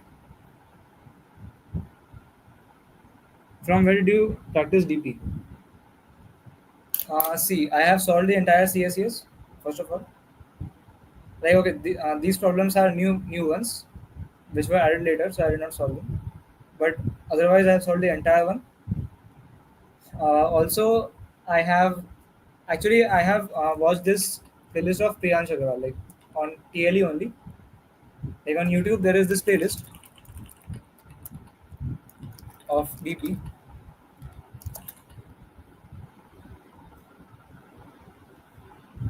by Priyansh sir.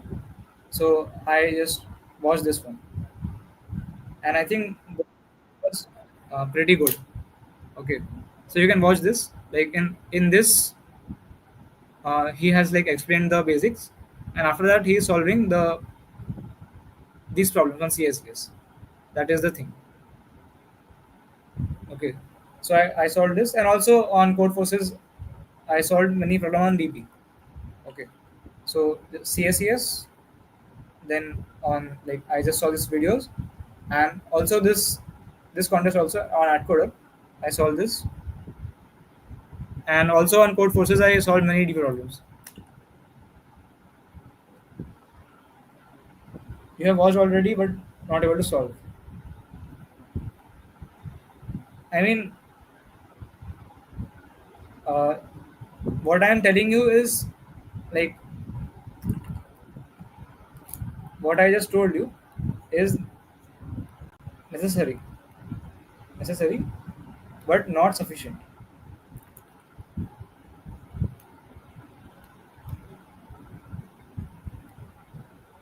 Okay, like watching this is good, but it is not guaranteed that if you just watch this, you can solve this. Like you need to practice as well. Like on code forces, I have solved many deep problems. Like I don't have the extension for that, but you can see that I have solved these many problems, and out of these, I think one fourth of them must be of DP. Around 250 or 300 problems must be of DP. Okay, so that's how I have got into this level, and like this problem was actually very tough, to be honest. Like I don't know how um, there are so many accepted solutions. Probably because of ChatGPT.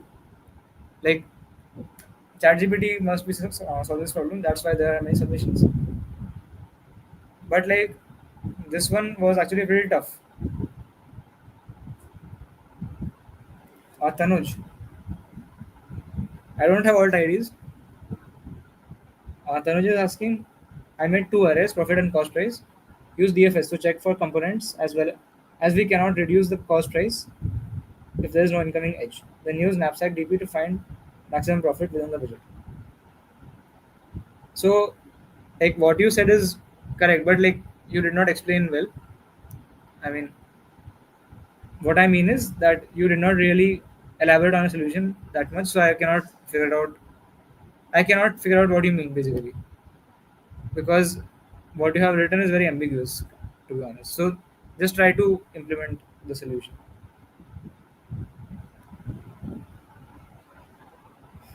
Gaming X. Actually, I knew C++ before, but I did not know about CP at all.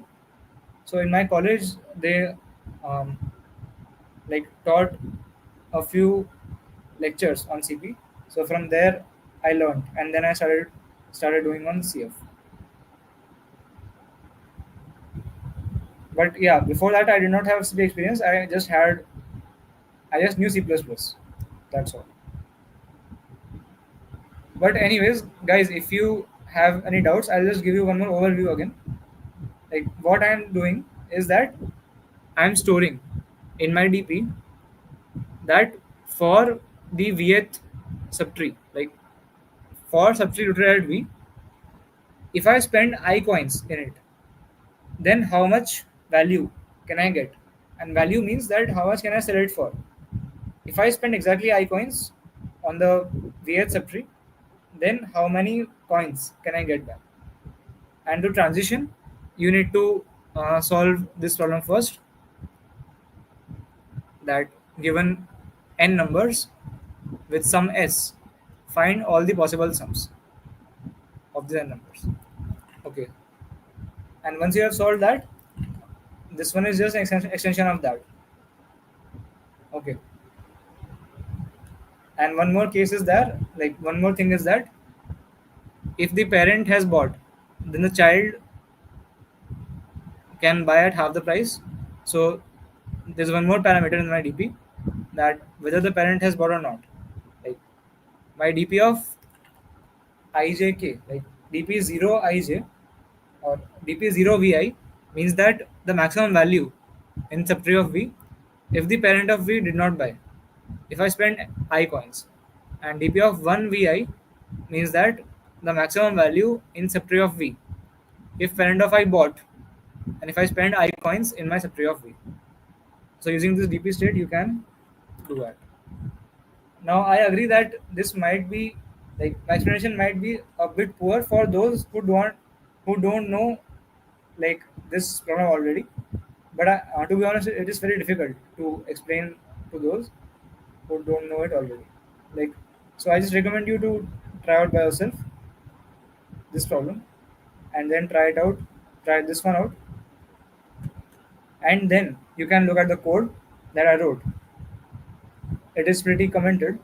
And finally, if you still have some doubts, you can comment on YouTube, or you can DM me on Code Forces. Like you can go to my account. Like you can go to your account. Let's say you can open you can open my account, and you can message me from here. Send message. Okay. So if you don't understand, you can reach out to me like this, or on YouTube comments you can comment. Okay. So if someone has a particular doubt, then they can ask right now.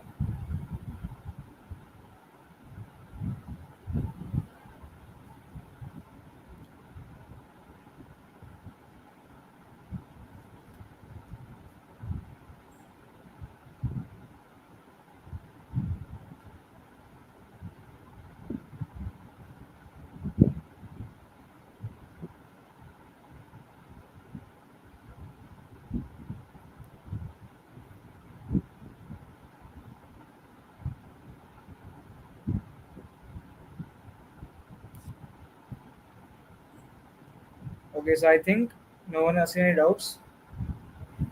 So I'll take your leave. And again, it might be possible that you feel that explanation was not pretty clear for this problem. It was because this was pretty tough to explain. To be honest. Like not, it was tough to solve at least. Like not to explain, that was my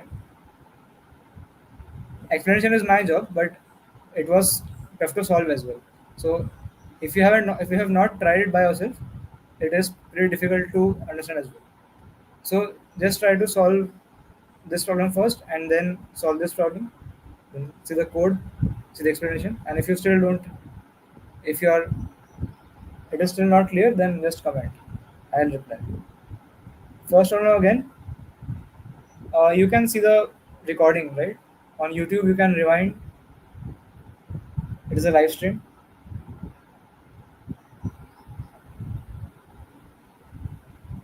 Okay.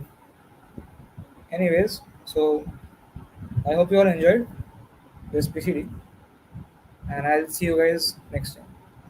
All right. Bye bye.